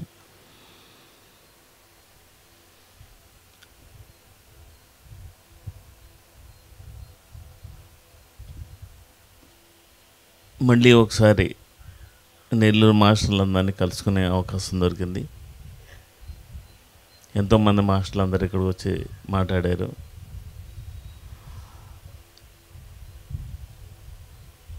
అసలైన జ్ఞానం అంటే అదే. ఈ సజ్జన సంఘర్షం కోసమే ఈ వార్షికోత్సవం అనేది ఉంది. వార్షికోత్సవంలో ఆ కుటుంబం నుంచి మాట్లాడించాలి. మనందరం ఎప్పుడైనా మాట్లాడతాం. ఇక్కడికి వచ్చి జ్ఞానోదయం పొందినటువంటి మాస్టర్లందరూ మాట్లాడాలి, వాళ్ళ అనుభవాలన్నీ వినాలి. అది వార్షికోత్సవం అంటే. ఇందాక నీరజ మేడం చెప్పినట్టు దైవం ఇది అందరికీ బర్నింగ్ సమస్య. దేవుడు అంటే ఏంటి, ఎక్కడుంటాడు, ఎలా ఉంటాడు, ఈ జీవితంలో మనం చూడగలుగుతామా? అది ఎప్పటికీ అందని ద్రాక్షేనా? ఎవరిని పట్టుకున్నా ఇదే సమస్య. మీకే కాదు, నెల్లూరుకే కాదు, యావత్ ప్రపంచమంతా ఇదే సమస్య. జీసస్ దేవుడా, అల్లా దేవుడా, కృష్ణుడి దేవుడా, రాముడు దేవుడా, వెంకటేశ్వర దేవుడా, ఎవరి దేవుళ్ళు? వాళ్ళ దగ్గరికి పదే ఎందుకు వెళ్తాం మనం? ఏమన్నా అంటే తిరుపతి దేవుణ్ణి చూడడానికి వెళ్తున్నామంటారు. దేవుణ్ణి మనం చూసేదేంటి? అక్కడే మాటల్లోనే దేవుణ్ణి మనం చూడగలవా? గురువును మనం చూడగలవా? దేవుడు చూపు మన మీద పడాలి, అలాగే గురువు చూపు మన మీద పడాలి. అంటే దేవుడు ఎప్పటికీ అందరిని రాష్ట్రైనా శారదా రామకృష్ణ సమితి, ఆ శారదా దేవి దగ్గర రామకృష్ణుల దగ్గర శిక్షణ పొందినటువంటి స్వామి వివేకానంద ఏం చెప్పారంటే, 20వ సంవత్సరం వచ్చినవాడు గుడికి వెళ్ళాలి, 60వ సంవత్సరం వచ్చిన తర్వాత గుడికి వెళ్ళకూడదు. అది ఆయన చెప్పింది. 20వ సంవత్సరం వచ్చిన తర్వాత గుడి మెట్లు ఎక్కాలి, ఆ గుడి చుట్టూ ఆత్మ ప్రదర్శన చేయాలి, మీకు నచ్చిన క్రతువు చేసుకోవాలి, ఆ గుడిలో కూర్చోవాలి. కానీ 60వ సంవత్సరం వచ్చిన తర్వాత ఎవరు కూడా గుడి మెట్టు ఎక్కకూడదు అంటాడు ఆయన. ఎందుకని? 20వ సంవత్సరం నుంచి 60వ సంవత్సరంలోగా మీరు అనేక గుళ్ళని తిరగండి, అనేక దేవుళ్ళందరినీ ఆరాధించండి. ఇంతమంది దేవుళ్ళల్లో రాముడు కానీ, సాయిబాబా కానీ, ఆంజనేయ స్వామి కానీ, వినాయకుడు కానీ, కృష్ణుడు కానీ, ఇంతమంది దేవుళ్ళల్లో ఆ దివ్యత్వాన్ని చూసి ఆరాధించేటువంటి వీడిలో కూడా ఆ దైవత్వం ఉంది కదా అన్న జ్ఞానోదయం 60వ సంవత్సరంలో కలగాలి. అది కలిగిన తర్వాత గుడి మెట్టు ఎక్కకూడదు. అది వివేకానంద స్వామి చెప్పింది.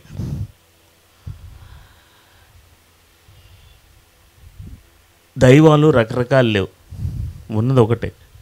ఏకం సత్ విప్రా బహుదా వదంతి అన్నారు. అంటే ఇన్ని రకాల దేవుళ్ళు ఏంటి?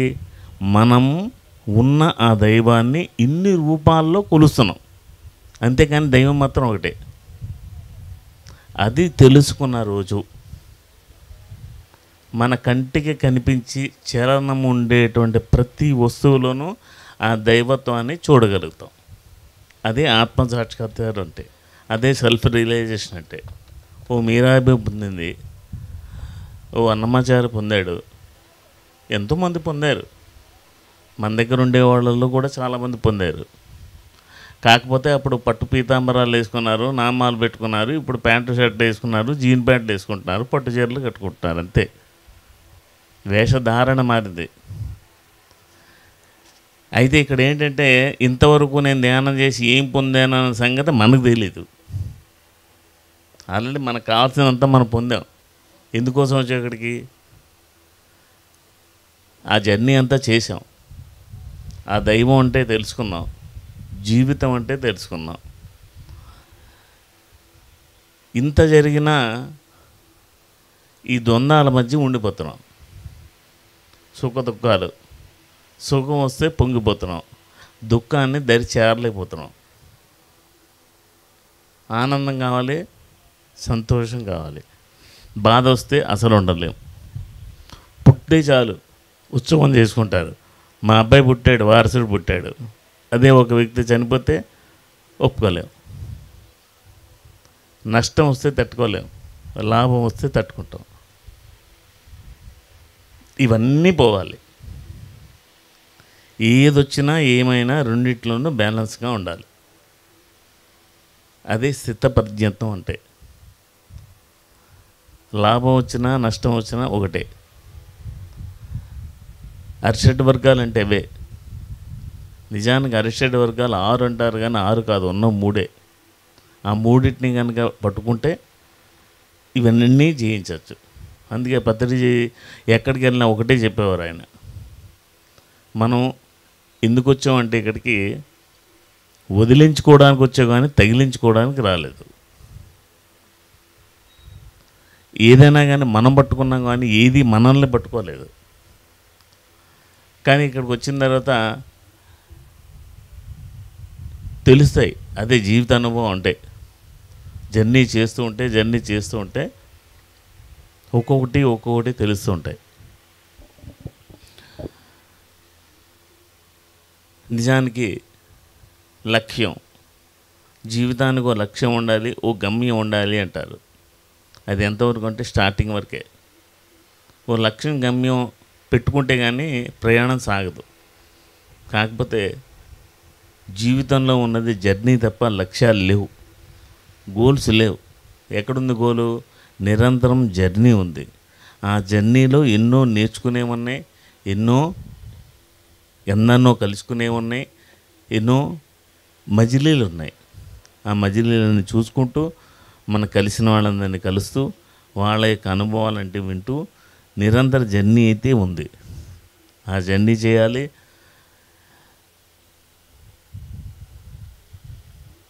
అన్నిటికన్నా మించి ఈ భూమి కర్మ భూమి.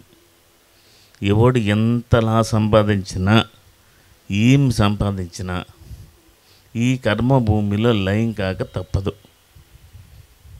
ఆడు బుద్ధుడైనా, రాముడైనా, పత్రిజీ అయినా, ఎవరైనా సరే నాకు కర్మ అంటదు, నేను బ్రహ్మజ్ఞాని, నేను అతీతము అనడానికి ఈ భూమండలంలో ఛాన్స్ లేదు. ఇంకా వేరే లోకాలు ఉందేమో నాకు తెలియదు. ఇది కర్మ భూమి. ఇక్కడికి కర్మ చేసుకుని పుడతాం. ఎవరు చేసుకున్న కర్మను వాళ్ళు అనుభవించాల్సిందే. ఇందాక పెద్దలు చెప్పారు పుణ్యం. మీరు పుణ్యం చేస్తే భోగిస్తారు, అది కర్మ కాదు. పాపం చేస్తే అనుభవిస్తారు. ఈ రెండు కర్మకు అతీతం. కర్మ అనేది చేసిన తర్వాత ఇతరులకైనా నీకైనా చేసుకుంటే నువ్వు అనుభవించి తీరాలి. మరి ఈ కర్మలు ఎందుకు చేయాలి అంటే మన వల్ల తెలిసి కానీ తెలియ కానీ ఎవరికి ఇబ్బంది కలగకూడదు. సో ఇక్కడ నెల్లూరు కాదు ఏ ఊరు చూసినా ఇప్పుడు ప్రస్తుతం పిఎస్ఎస్ఎంలో నడుస్తున్నది శాకాహార ర్యాలీలు. అంటే ఏ జీవిని చంపింది అనకూడదు. ఓ మాస్టర్ అడుగుతారు, అయ్యా మీరు వంకాయ కోస్తున్నారుగా అది కూడా హింసే అని. లాజిక్కే కదా. మీరు కాయ కోస్తున్నారు, మీరు ఆకు కోస్తున్నారు, కొత్తిమీర కావాలని మొక్క పీకుతున్నారు, అది కూడా హింసే కదా. అంటే ఏంటంటే హింస అంటే ఏమిటో ఇంతవరకు అర్థం కాలేదు. హింస అంటే ఏదైతే ఇంద్రియ జ్ఞానం కలిగి ఉందో దాన్ని హింసిస్తే లేదా చంపితే లేదా తుంచితే అది కర్మగా మారుతుంది. పంచేంద్రియ జ్ఞానం లేనటువంటి చైతన్యం ఉన్న ఏ ఆకునైనా మొక్కనైనా చెట్టునైనా లాగచ్చు. కర్మ అనేది ఎప్పుడు వస్తుందంటే ఇంద్రియ జ్ఞానం కలిగినటువంటి జీవిని హింసిస్తే కర్మగా పరిణమిస్తుంది. ఆ కర్మని ఎవరికి వాళ్ళు అనుభవించాల్సిందే. ఏ రూట్లో వెళ్ళండి, ఆ కర్మ క్షయం అవ్వాలి. ఇప్పుడు ఇక్కడికి వచ్చి కూర్చోవడానికి కూడా మీరు చేసుకున్న కర్మే కారణం. నేను ముందు కూర్చోవాలా వెనకాల కూర్చోవాలా అని అనిపించడానికి కూడా మీ యొక్క కర్మస్థితి కారణం. మీరు ధ్యానానికి రావడం, ఆత్మజ్ఞానాన్ని పొందడం జరుగుతోంది అంటే మీ కర్మ ప్రక్షాళనలో భాగమేది. కొంతమంది రాలేకపోతారు, ఎందుకంటే వాళ్ళ కర్మ ఇంకా తీరలేదు. దానికి సాధువులందరూ ఏం చెప్తారంటే చెట్టు మీద కాయలు ఎన్నో ఉన్నాయి, అవి పడవు, అది పండితేనే కానీ రాలదు. పండాలి అంటే కర్మ బాగా తీరాలి, అది తీరినప్పుడే పడుతుంది. ఇది అందరికీ తెలిసినదే. ఇప్పుడు పుణ్యం వేరు, పాపం వేరు. చేసిన పుణ్యం సరే, చేసిన పాపం చెబితే పోతుంది, అవునా? మరి చేసిన పుణ్యం అది కూడా పోతుంది. చేసిన పుణ్యం పాపం చెప్తే పోయినప్పుడు చేసిన పుణ్యం కూడా చెప్తే పోతుంది కదా. కనుక ఇప్పుడు వాట్సాప్లో ట్విట్టర్లో అన్నీ వచ్చేసిన తర్వాత చేసిన పుణ్యాలన్నీ చెప్పుకోవడం మొదలైంది, పాపాలు చెప్పుకోవట్లేదు. కనుక అవి పెరిగిపోయినాయి, పుణ్యాలు పెరిగిపోయినాయి, అంతే కదా. అయితే పాపము పుణ్యంకి కారణం ఏంటంటే పుణ్యం చేస్తే భోగం వస్తుంది, మీరందరూ స్వర్గానికి వెళ్తారు. పాపం చేస్తే నరకానికి పోతారు. ఇదంతా ఎవరు చూసేది? మీరు పుణ్యం చేస్తే యమధర్మరాజు ఎలా కనబడతాడంటే తెల్లటి పట్టు పీతాంబరాలు నగలు అన్నీ ధరించి దేవతలా కనబడతాడు.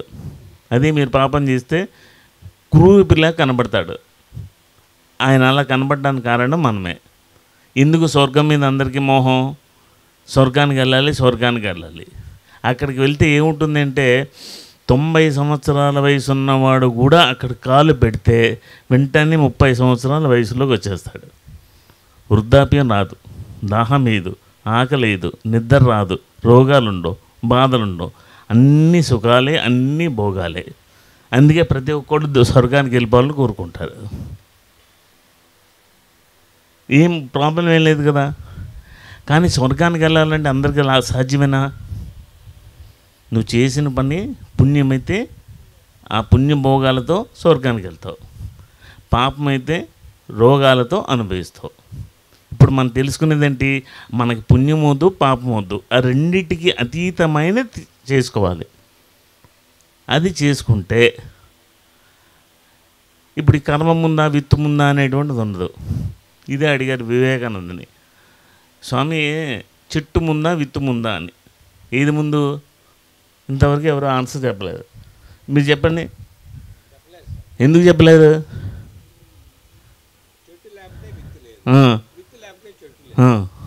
అంతేనా? సరే, ఇప్పుడు నేను చెట్టు ముందు అంటాను. చెట్టు ముందు విత్తు వస్తుంది. అయితే చెట్టు విత్తు ముందు కాదు, ఈ రెండిట్లో ఏదో ఒక దాన్ని సృష్టించిన వాడు ముందు. వాడు చెట్టు సృష్టితే విత్తనం వచ్చింది, వాడు విత్తనం సృష్టితే చెట్టు వచ్చింది. అది వివేకానంద చెప్పింది. ఇంతకాలం మనం ఏమనుకుంటున్నాం? ఈ తర్కంతో పట్టుకున్నారు. అది ముందా ఇది ముందా? ఏదైతే ఏముంది, ఈ రెండింటిని సృష్టించిన వాడు కూడా ఉన్నాడు కదా, వాడిని దేవుడు అనండి, భగవంతుడు అనండి, సృష్టికర్త అనండి, ఏమైనా పేరు పెట్టుకోండి. ఆత్మ ఒకటి, దేవుడు ఒకటి. ఇది ఎటువంటి వాడైనా సరే వేదిక మీద ఎక్కి మీకు మాటల్లో చెప్పలేడు. అది మీ అనుభవానికే పొందడమే. ఓ మిఠాయి తింటున్నప్పుడు దాని రుచి ఎలా ఉందో మీరు మాటల్లో కన్నా మీరు ఆస్వాదించడంలోనే ఎక్కువ ఉంది. అది ఎంత తీగా ఎంత మధురంగా ఉందని మీరు నమ్ముతున్నప్పుడు మీకు అనుభూతి చెందుతారే, అందులోనే ఉంది. అది మాటల్లో చెప్పలేరు. ఆత్మానుభవం పొందినవాడు అది ఎలా ఉందని ఎలా చెప్పగలుగుతాడు? దైవ సాక్షాత్కారం పొందినవాడు దేవుడు ఇలా ఉంటాడని ఎలా చెప్తాడు? ఒక్కొక్క మైండ్కి ఒక్కొక్క ఆలోచనే.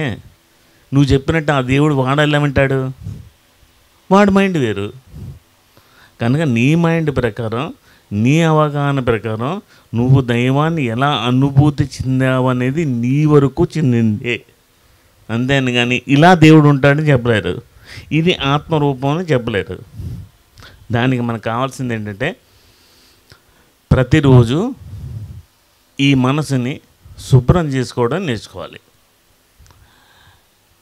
కనీసం వారానికి ఒకసారైనా ఈ దేహాన్ని మనసుని శుద్ధి చేసుకోవాలి. శుద్ధి చేసుకోవాలంటే ఏం చేయాలి? శుద్ధికి శుభ్రానికి చాలా తేడా ఉంది. ఇప్పుడు ఇక్కడ యానివర్సరీ అని చెప్పేసి ఇల్లంతా శుద్ధి చేయాలని ఇంట్లో వస్తువులన్నీ బయటపెట్టి ఇల్లంతా కడుగుతారు. అది శుద్ధి. ఎప్పుడో 15 రోజులకో పండగకో పబ్బానికో చేసేది. శుభ్రం అంటే రోజు తుడుస్తారు. ఏం చేస్తారు? చీపురు కింద పెట్టి ఏముందని చెప్పి తుడుస్తారు. అది శుభ్రం. అందరూ శుభ్రం చేసుకుంటున్నారే కానీ శుద్ధి చేసుకోవట్లేదు. ఆ శుద్ధి చేసుకోవడమే మీరు కళ్ళు మూసుకుని శ్వాస మీద ధ్యాస పెట్టే ఆ ధ్యానం. ఆ ధ్యానం నిరంతరం చేయడం వల్ల ఇది శుద్ధి అవుతుంది. ఎంత శుద్ధి చేసుకుంటే అంత శుభ్రం జరుగుతుంది. శుభ్రమైనటువంటి వాళ్ళకి ఆ బుద్ధి చాలా సూక్ష్మంగా అర్థమవుతుంది. దాన్ని అర్థం చేసుకోగలరు. అప్పుడు తెలుస్తుంది. అన్నిటిలోనూ ఉండేటువంటి ఆత్మపదార్థాన్ని అనుభవించడం అనేది తెలిసిన తర్వాత వాళ్ళకి ఆత్మసాక్షాత్కారం అనేది కలుగుతుంది తప్ప ఏ ఋషి వచ్చినా ఏ బుద్ధుడు వచ్చినా ఎవరు వచ్చినా ఈ మైకుల్లో హింట్ అయితే ఇవ్వగలుగుతారు. హింట్ మాత్రమే ఇస్తారు, ఎంతటి వాడైనా సరే. మీకు మీరు సాధన చేసుకుని మీ అవగాహన ప్రకారం మీకు మీరు సంపాదించుకోవాల్సిందే తప్ప, అదే భగవద్గీతలో చెప్పాడు. టూల్స్ ఎన్నో ఇచ్చాడు. ఇప్పటివరకు నాసా దగ్గర నుంచి ఎంతవరకు కనిపెట్టారు? DNA వరకు కనిపెట్టారు. అంతవరకు వాళ్ళ వల్ల కాలేదు. అందుకే ఒప్పేసుకున్నారు. ఏదో హృదయంలో జ్యోతి ఉంటుంది, అది కూడా చిన్నది ఉంటుంది, అది ఎందుకు వచ్చింది, ఎలా వచ్చింది, ఎక్కడి నుంచి వచ్చింది మాకు తెలియలేదు, మేము కనిపెట్టలేకపోయాం అన్నారు. కానీ అది ఉంది, అది ఏంటని వాళ్ళు కనిపెట్టలేకపోయారు.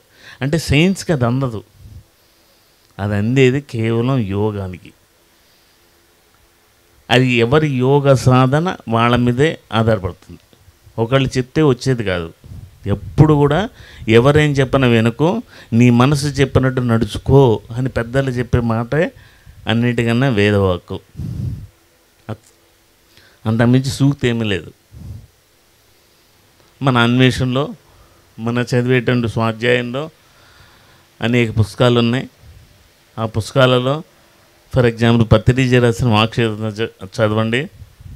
ఆ పిరమిడ్ ఆయన వాక్షేత్రం 2లో సింపుల్గా చెప్తారు.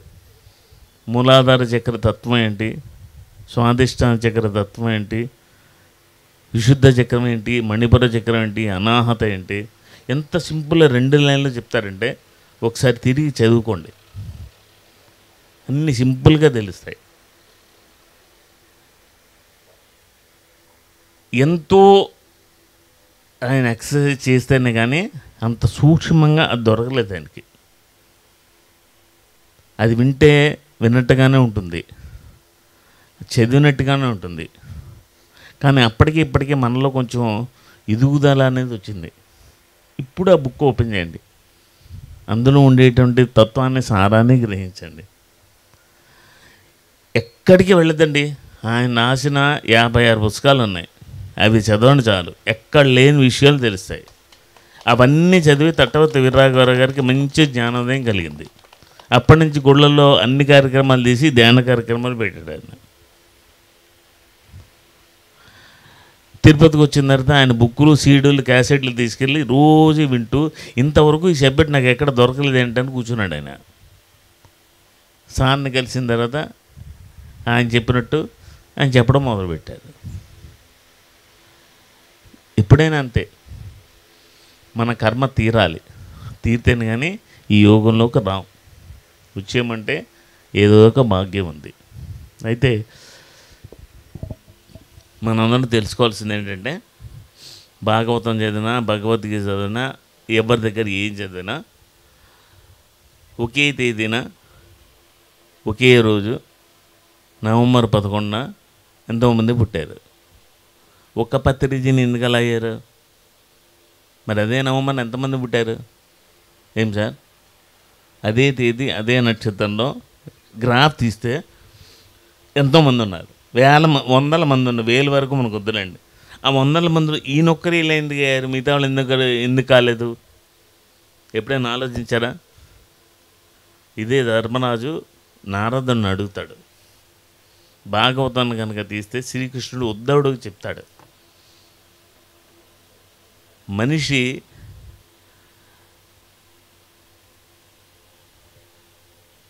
భాగ్యవంతుడు కావాలని కోరుకుంటాడు. అంటే ఎక్కువ భోగం కావాలి, అంటే సంపద ఎక్కువ కావాలి, ధనం ఎక్కువ కావాలి, డబ్బులు ఎక్కువ కావాలి, ఇవే కోరుకుంటాడు. అప్పుడు ఉద్ధవుడితో కృష్ణుడు చెప్పిన మాట ఏంటంటే, గుణవంతుడు అవ్వడం నేర్చుకో, గుణాలు ఇంపార్టెంట్ అని ఓ 30 గుణాలు చెప్తాడు. ఆ 30 గుణాలు ఏంటో తర్వాత చెప్తాను.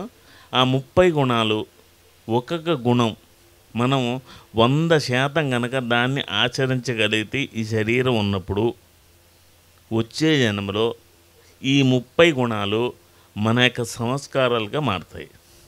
అవన్నీ సంస్కారాలుగా మారినప్పుడే మనం మహనీయులుగా పుడతారు. ఇందుకు పత్రిజీ ఒక్కడే ఇలా అయ్యారంటే ఆ 30 సుగుణాల గురించి, 30 గుణాలని ఆయన అధ్యయనం చేసి అన్ని 100% కాదు కొన్ని చేశారు కాబట్టి ఈ జన్మలో ఆ సంస్కారాలుగా వచ్చాయి కాబట్టి వాళ్ళంత వాళ్ళు అయ్యారు. మిగతా వాళ్ళు ఆ తేదీని పుట్టిన ఎందుకు కాలేదంటే అలాంటి సంస్కారాలు రాలేదు. ఎప్పుడైనా ఎవరినైనా ఆయన ఎప్పుడైనా కోపడడం చూసారా? అరిచారు అంటారు. ఎంతోమందిని అరిచారు ఆయన, ఎంతోమందిని కోపడ్డారు కూడా. ఆ కోపానికి కారణం ఏంటి? మన యొక్క ప్రవర్తన, మన యొక్క మాట, మన యొక్క చేత, ఈ 3 కలిసి ఆయన దగ్గరికి వెళ్ళి కోపం రూపంలో మన దగ్గరికి వచ్చాయి. వెరసి ఏమన్నా ఆయన కోపిష్టని అందరికీ చెప్పాం. ఆయన కోపం రావడానికి కారణం ఏంటని మనం ఆలోచించలేదు. ఆయన ఏం చెప్పారు, నీ వాక్ సరిగ్గా చూసుకో, నిన్ను బాగు చేసుకో, నీ మాట, ఇంకేం చెప్పలేదు. అందుకే ఏమనేవారు లాస్ట్లో, ఇంకా నా ప్రణాళిక అయిపోయింది, నేను ఇంకా వీళ్ళందరికీ బాధ్యతలు ఇవ్వాలని అనుకున్నప్పుడు 2015 నుంచి ఏ ఊరు వెళ్ళినా ఎక్కడికి వెళ్ళినా ఏమిటి సంగతి అని అడిగేవారు. ఇమ్మీడియట్గా నోరు తెచ్చేవారు. మీరు పగలబడినబడితే ఏంటా నవ్వు, ఏంటా వీకిన్ నువ్వు, నాతో నవ్వులాట నీకు అని తిట్టేవారు. లేదా మాట సరిగ్గా లేదు, ఇంకేంటా మాట అలా ఉంది తిట్టేవారు. లేదా మంచిగా నువ్వు మాట్లాడానుకో అందరి చేత ఆయన కూడా చప్పట్లు కొట్టేవారు. అంటే ఏంటి ఆయనకు కావాల్సింది, మాట తీరు. మన మాటే మన నుదుటి మీద వ్రాత. ఆయన ఒక్కటే అదే చెప్పాడు. ఎందుకు ఈ యుగంలో తెలియదు, ఎప్పుడో త్రేతాయుగం అంట. అప్పుడు ఆయుర్దాయం ఎంత ఉండేది, 1,00,000 సంవత్సరాలు ఉండేది. ఎంత హైట్ ఉండేవారు, 32 అడుగులు ఉండేవారు. వాళ్ళకి తపస్సు ఒకటి, ఇంకేం లేదు. దాని తర్వాత కృతయుగం వచ్చింది. హైట్ అంతా కూడా 21 అడుగుకే పడిపోయింది. వాళ్ళ ఆయుర్దాయం కూడా 10,000 సంవత్సరాలకే పడిపోయింది. అందుకే చూడండి, అప్పటి రాజుల సంగతి చూడండి, 10,000 ఏళ్ళు, 20 ఏళ్ళు, 30 ఏళ్ళు రాజ్య పరిపాలన చేశారు, అవన్నీ రాస్తారు. సో అక్కడి నుంచి ద్వాపరయుగం వచ్చింది. వాళ్ళు 13 అడుగుల హైట్ ఉండేవారు. వాళ్ళ ఆయుర్దాయం 1000 సంవత్సరాల్లో పడిపోయింది.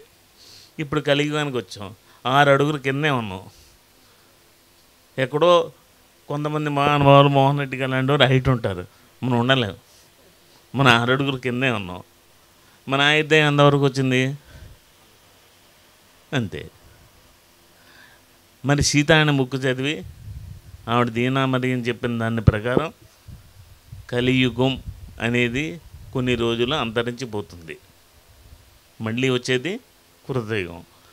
ఆ కృతయుగంలోకి వెళ్ళాలంటే ఎలా ఉండాలి, ఏం చేయాలి, మనం ఏం సంస్కారాలు తెచ్చుకోవాలి, ఏం గుణాలన్నీ అలవరుచుకోవాలి, మన ప్రవర్తన ఎలా ఉండాలి. ఒక షిఫ్ట్ జరిగినప్పుడు ఎవరైతే ఈ ధ్యానము, ఈ ధ్యాన ప్రచారం అంటే అదేదో ఉద్యమం అని కాదు.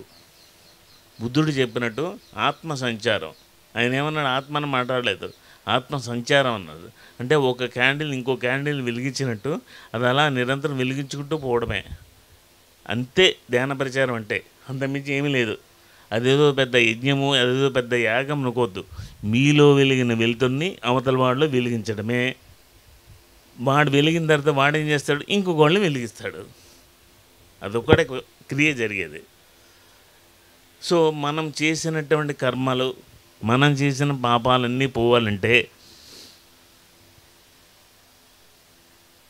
ఏం చేయాలి, కొన్ని అనుభవిస్తాం, కొన్ని అనుభవించలేం. అందుకే ఏం చెప్పారు, జ్ఞానాగ్ని అంటే ఏంటి, ఏ జ్ఞానం అనే అగ్గిలో వచ్చిందా మీకు? ఎవరికి రాదు అది, ఎవరిలోనూ అగ్ని పుట్టదు.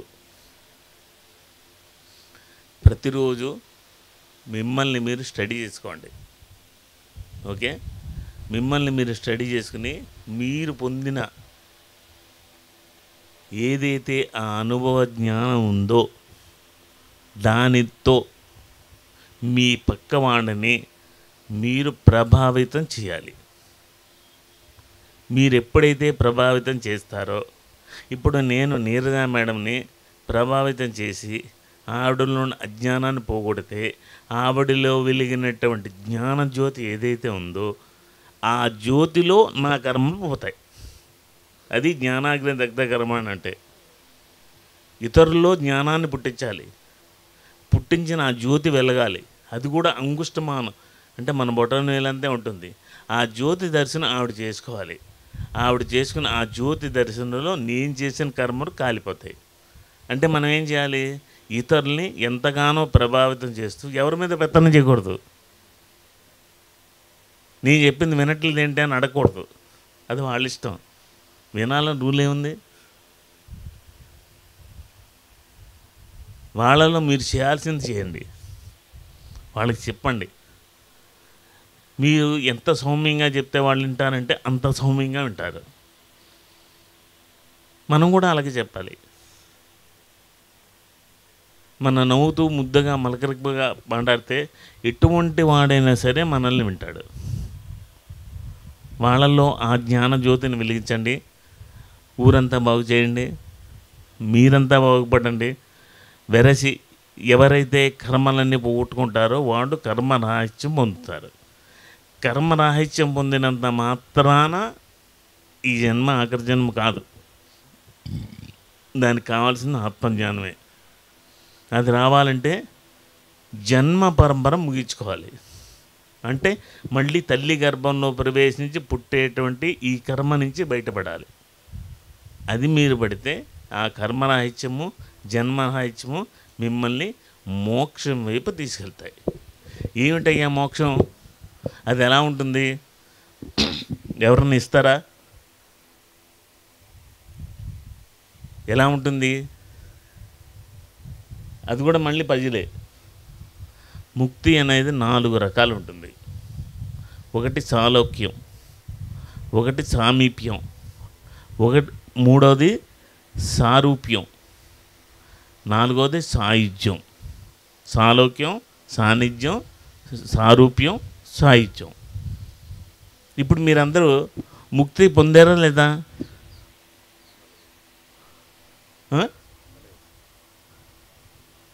ఇప్పుడు నేను 4 రకాల ముక్తి అని చెప్పాను కదా, నేను చెప్పింది కాదు ఇది. కానీ మీరు ఒక ముక్తి పొంది ఉన్నారు, కానీ అది మీకు తెలీదు. ఇక్కడ ఒక క్షేత్రం ఉంది. ఏంటది? నెల్లూరులో. పోనీ ఆయన వదిలేండి. మీకు దగ్గరలో తిరుమల క్షేత్రం ఉంది, వైకుంఠం కదా అది. ఆ వైకుంఠ క్షేత్రంలో ఆ వెంకటేశ్వర స్వామి ఉండేటువంటి ఆ లోకానికి దగ్గరలో సాలోక్యం అన్న ముక్తిని మీరు పొందారా లేదా? పొందారా? అయితే ఇప్పుడు మీరు సాన్నిధ్యానికి వెళ్ళాలి, లేదా ఆయనలా రూపొందించుకోవడానికి సారూప్యం పొందాలి. సాయుధ్యం అంటే ఆయనలో ఉండే శక్తి యుక్తిని మీరు పొందగలగాలి. ఆ రోజు అన్నమాచారి పొందినట్టు. అంటే అన్నమాచారి వెంకటేశ్వరంలో లీనం అయిపోలేదు. మనకి సాలోక్యమే కాదు, సాన్నిధ్యం, ఆయన సన్నిధిలో ఉండేటువంటి అంతరాలయంలో ఎలాగైతే పూజారు ఉంటారో అలాగే అంతరాలయంలో ఉండేటువంటి ఆయన ముఖ్య అనుచరులుగా ఉండేటువంటి మోక్షాన్ని పొందాలి. పొందితే ఆయన ప్రణాళికని మనం ముందుకు తీసుకెళ్తాం. సో మీరందరూ ముక్త పురుషులే. ఇదే పద్ధతి ఎప్పుడు చెప్పేవారు. మై డియర్ గాడ్స్ అంటే దాని అర్థం అదే. గాడ్ అంటే ఏంటి? ఎప్పుడైనా అడిగారు ఆయన అనేవారు కదా మీ ఇంటికి వచ్చి, my dear God's, my dear friends, my dear masters అనేవారు. అంటే ఏంటి? మై డియర్ గాడ్స్ అంటే ఇప్పుడు మీరందరూ ధ్యానంలో కూర్చున్నారు, పిరమిడ్లో చేశారు, బయట కూడా చేశారు. ఏం జరిగింది? మీకు కళ్ళు మూసుకుని శ్వాసను గమనించగానే మీలోకి ఏమొచ్చింది?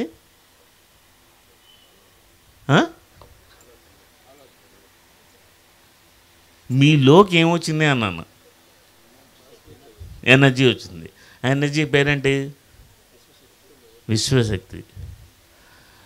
ఎప్పటి నుంచి ఉంటున్నారు ఈ పదాన్ని? పత్రిజీ నెల్లూరుకి వచ్చి ఈ సొసైటీ పెట్టిన దగ్గర నుంచి. అంతకుముందు లేదా? తెలుసు, కానీ దాన్ని వేరే పేరుతో పిలుచుకున్నారు. కాస్మిక్ ఎనర్జీ అయినా విశ్వశక్తి అయినా ఆ రోజుల్లో కూడా మనకు తెలుసు. దాన్ని ఆది పరాశక్తి అని పిలుచుకున్నాం. ఆది పరాశక్తి అంటే ఆ భద్రకాళి అలా అనుకోద్దామండి.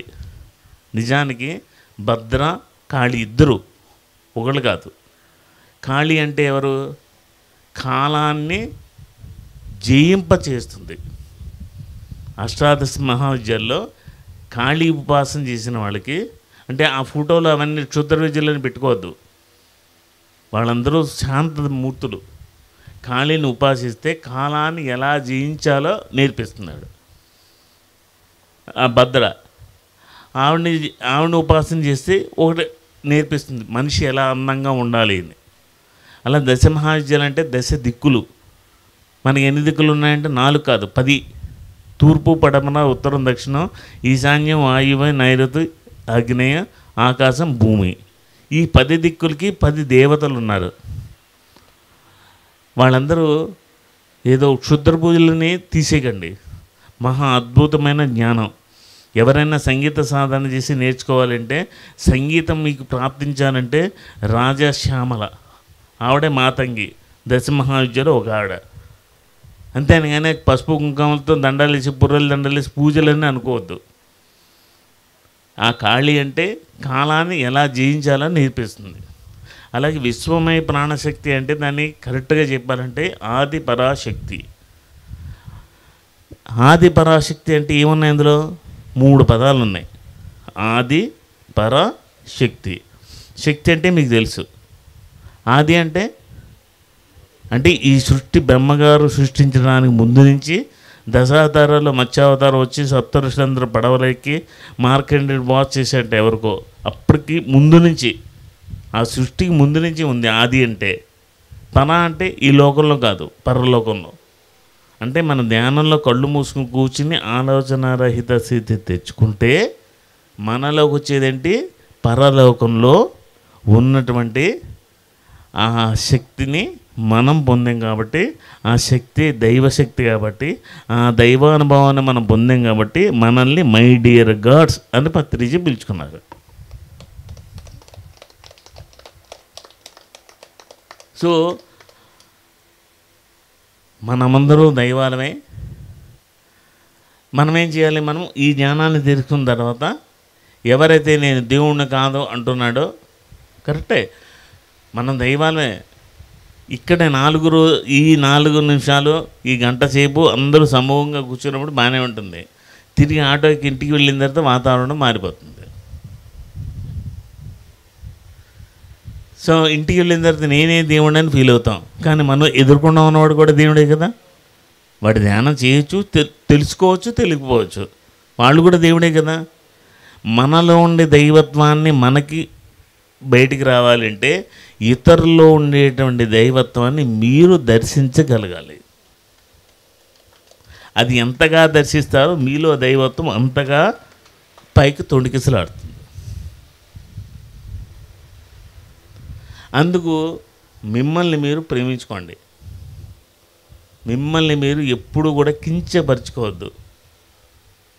మీ స్థాయిని, మీ స్థితిని, మీ అందాన్ని, మీ ప్రేమని, మీ వాక్కుని, అన్నింటిని మిలిచి మీ చర్యల్ని మీరు ప్రేమించుకున్నంతగా ప్రపంచంలో ఎవ్వరూ ప్రేమించలేరు. మిమ్మల్ని మీరు గౌరవించుకున్నంతగా ఎవ్వరూ గౌరవించలేరు. మిమ్మల్ని ఎంత ప్రేమించుకుంటే, ఎంత గౌరవించుకుంటే సమాజం అంతగా ప్రేమిస్తుంది, అంతగా గౌరవిస్తుంది. అందుకే జీసస్ అని చెప్పండి, దే యువర్ సెల్ఫ్. మిమ్మల్ని మీరు ఇష్టపడండి, మిమ్మల్ని మీరు ప్రేమించుకోండి. సమాజం అంతా మనల్ని ఇష్టపడుతుంది, మనల్ని ప్రేమిస్తుంది. ఓకే.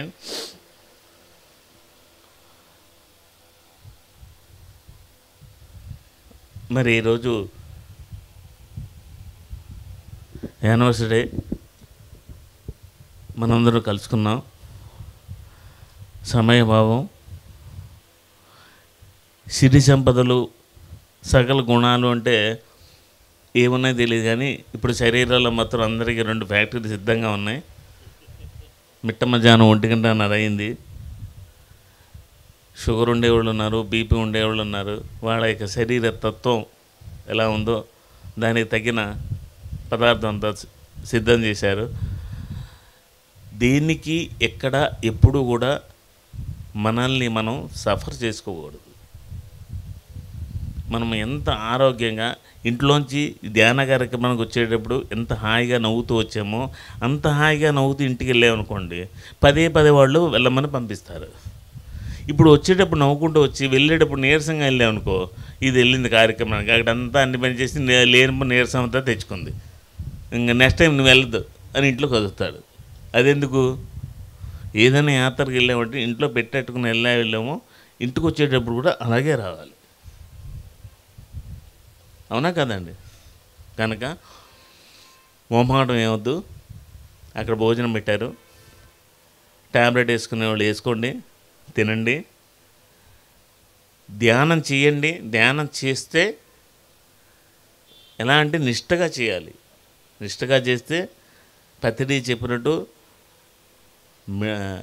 షుగర్ దగ్గర నుంచి, బీపీ దగ్గర నుంచి అన్ని రోగాలు తగ్గించుకోవచ్చు.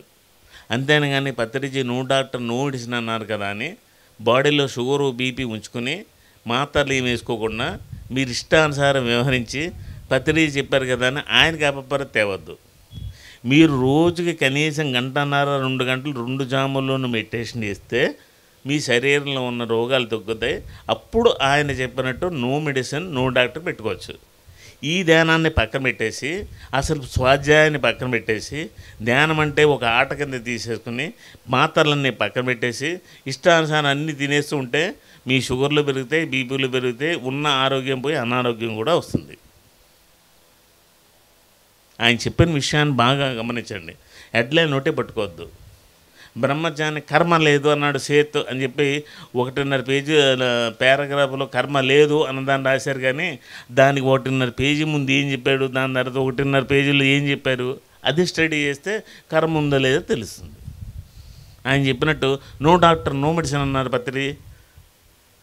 ఎప్పుడు నో డాక్టర్ నో మెడిసిన్ చెప్పారు ఆయన ఏం చెప్పారు? 3 గంటల సేపు ధ్యానం చేయమన్నారు. ధ్యానం అంటే ఏం చెప్పారు ఆయన? కూర్చుని నిద్రపోవడం కాదు. ఈ మధ్య కూర్చుని నిద్రపోవడం ఎక్కువ అలవాటు అయిపోయింది. దానికి యోగ నిద్ర అనే మంచి పేరు కూడా పెట్టేసుకున్నాం మనం. ఎందుకంటే పడుకొని నిద్రపోవడం కన్నా కూర్చుని నిద్రపోవడం చాలా మంచిదని అది ప్రాక్టీస్ చేసుకున్నాం. అది కాదు, మీరు ధ్యానంలో కూర్చున్నప్పుడు ఎప్పుడైతే ఆలోచన రహిత స్థితి వస్తుందో అక్కడి నుంచి 3 గంటల సేపు కూర్చోగలిగితే మీ శరీరం సంజీవనంలో అయిపోయి ఏ రోగం చేరదు. అప్పుడు ఆయన చెప్పిన no doctor no medicine correct. అంతవరకు మీరు మందులు వేసుకోండి, రోగాలు తగ్గించుకోండి, ధ్యానం చేసుకోండి. Okay, thank you. ఓకే, అందరం కళ్ళద్దాలు తీసిన 5 నిమిషాలు ధ్యానం చేద్దాం.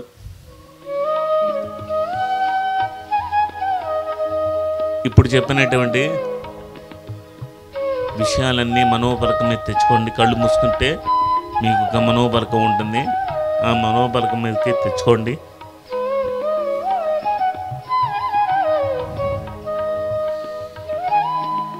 ఒక్కొక్క విషయాన్ని మాస్టర్లు చెప్పినట్టు వాళ్ళ ధ్యాన అనుభవాల్ని అన్నింటినీ ఆ మనోపరకం మీదకి తెచ్చుకుని మననం చేసుకోండి.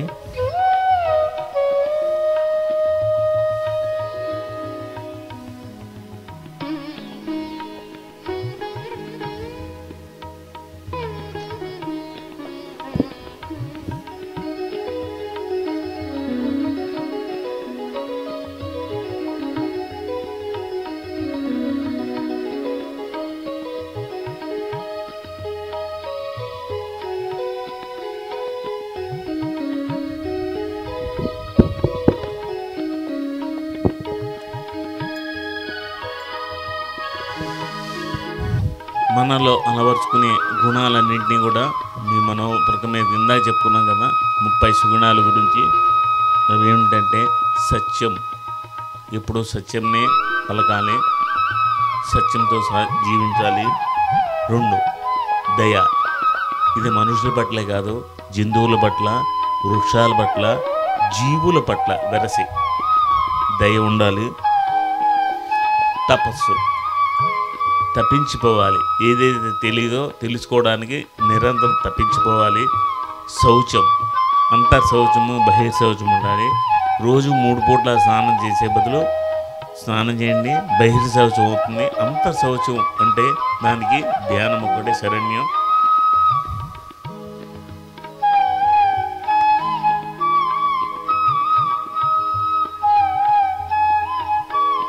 తర్వాత ఏది శాశ్వతం ఏది అశాశ్వతం, ఉచితానుచిత విశ్లేషణ ఉండాలి. మనో నిగ్రహం ఉండాలి. దేనికంటే దానికి చెల్లించిపోకూడదు, దాన్ని ఇంద్రియ నిగ్రహం అంటారు. మీకు అహింస బ్రహ్మచర్యం తెలుసు, బ్రహ్మచర్యం అంటే పెళ్లి చేసుకోవడం ఉండడం కాదు. ప్రతి మనిషికి ఒక బ్రహ్మచర్యం ఉంటుంది. కళ్ళు మూసుకుని మీ మనోబలం మీద నేనెవరు, నేనేంటి, నా ఇష్టాలేంటి, అయిష్టాలేంటి, నా సంస్కారాలేంటి, నేను ఎవరితో కలిసి ఉంటాను, దేన్ని ఇష్టపడతాను అనేది మీకంటూ మీ బ్రహ్మచర్యం ఉంటుంది. మిగిలిన బ్రహ్మచర్యం మీకు అనవసరం. మీ సంస్కారాలతో, మీ గుణాలతో, మీ ఇష్టాలతో మీకు ఇష్టమైన పని మీరు చేయాలి. ఇష్టపడి బతకమన్నారు కానీ కష్టపడి బతకమని లేదు.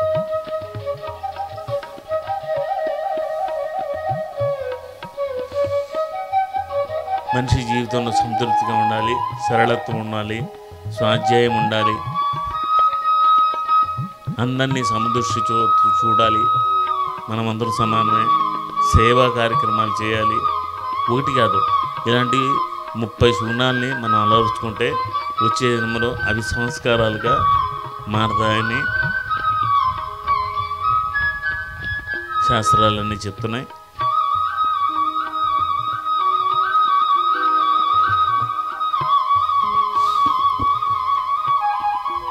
అలానే నిరంతరం స్మరణ ఉండాలి, కీర్తన ఉండాలి, దైవం పట్ల ఆరాధన ఉండాలి. దైవం అంటే ఏమిటంటే నిరంతరం అన్వేషణ చేయాలి. ప్రతిరోజు ఆత్మ సాక్షాత్కారం కోసం ఆత్మ ప్రదర్శన చేయాలి. అదే గుడికి వెళ్ళిన తర్వాత 3 సార్లు చుట్టూ తిరగమని చెప్తారు. రమణ మహర్షి చెప్పినట్టు నేనెవరు నేనెవరు అనుకుంటూ ఆ గుడి చుట్టూరా తిరగండి, లేకపోతే మీ చుట్టూరా మీరు తిరగండి. ఏ గుడికి వెళ్ళక్కర్లేదు. మీ దేహమే దేవాలయం. పొద్దున్న లేచి మీ చుట్టూ మీరు తిరగండి. నేనెవరు నేనెవరు నేనెవరు ఈ ప్రశ్న 6 నెలలు వేసుకోండి. ఆ తత్వం మీకు తెలుస్తుంది.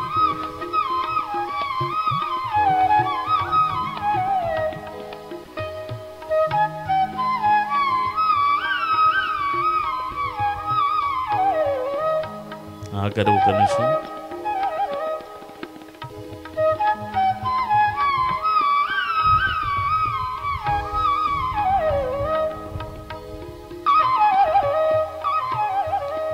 సెకండ్స్ మననం చేసుకోండి. దీన్ని రిపిటేషన్ అంటారు.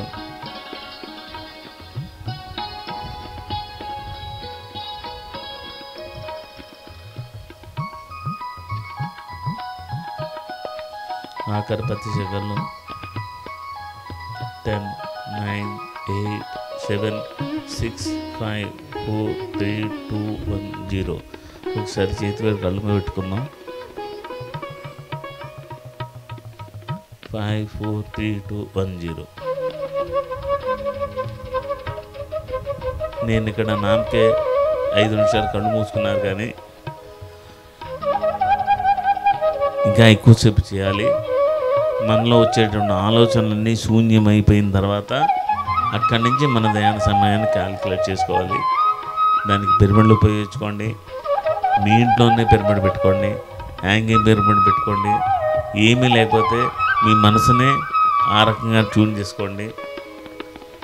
వెరసి అన్నిటికన్నా మీ ఇల్లే అన్నిటికన్నా పెద్ద ధ్యానాల. ఇంట్లో మీకు నచ్చిన ప్లేస్లో ఫిక్స్ చేసుకోండి. నిరంతరం అక్కడే కూర్చోండి. పిరమిడ్ మీ దగ్గరికి వస్తుంది. మీలోనే పిరమిడ్ ఉంది.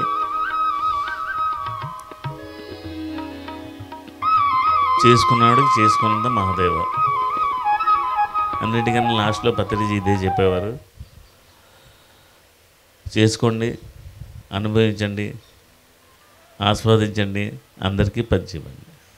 Thank you.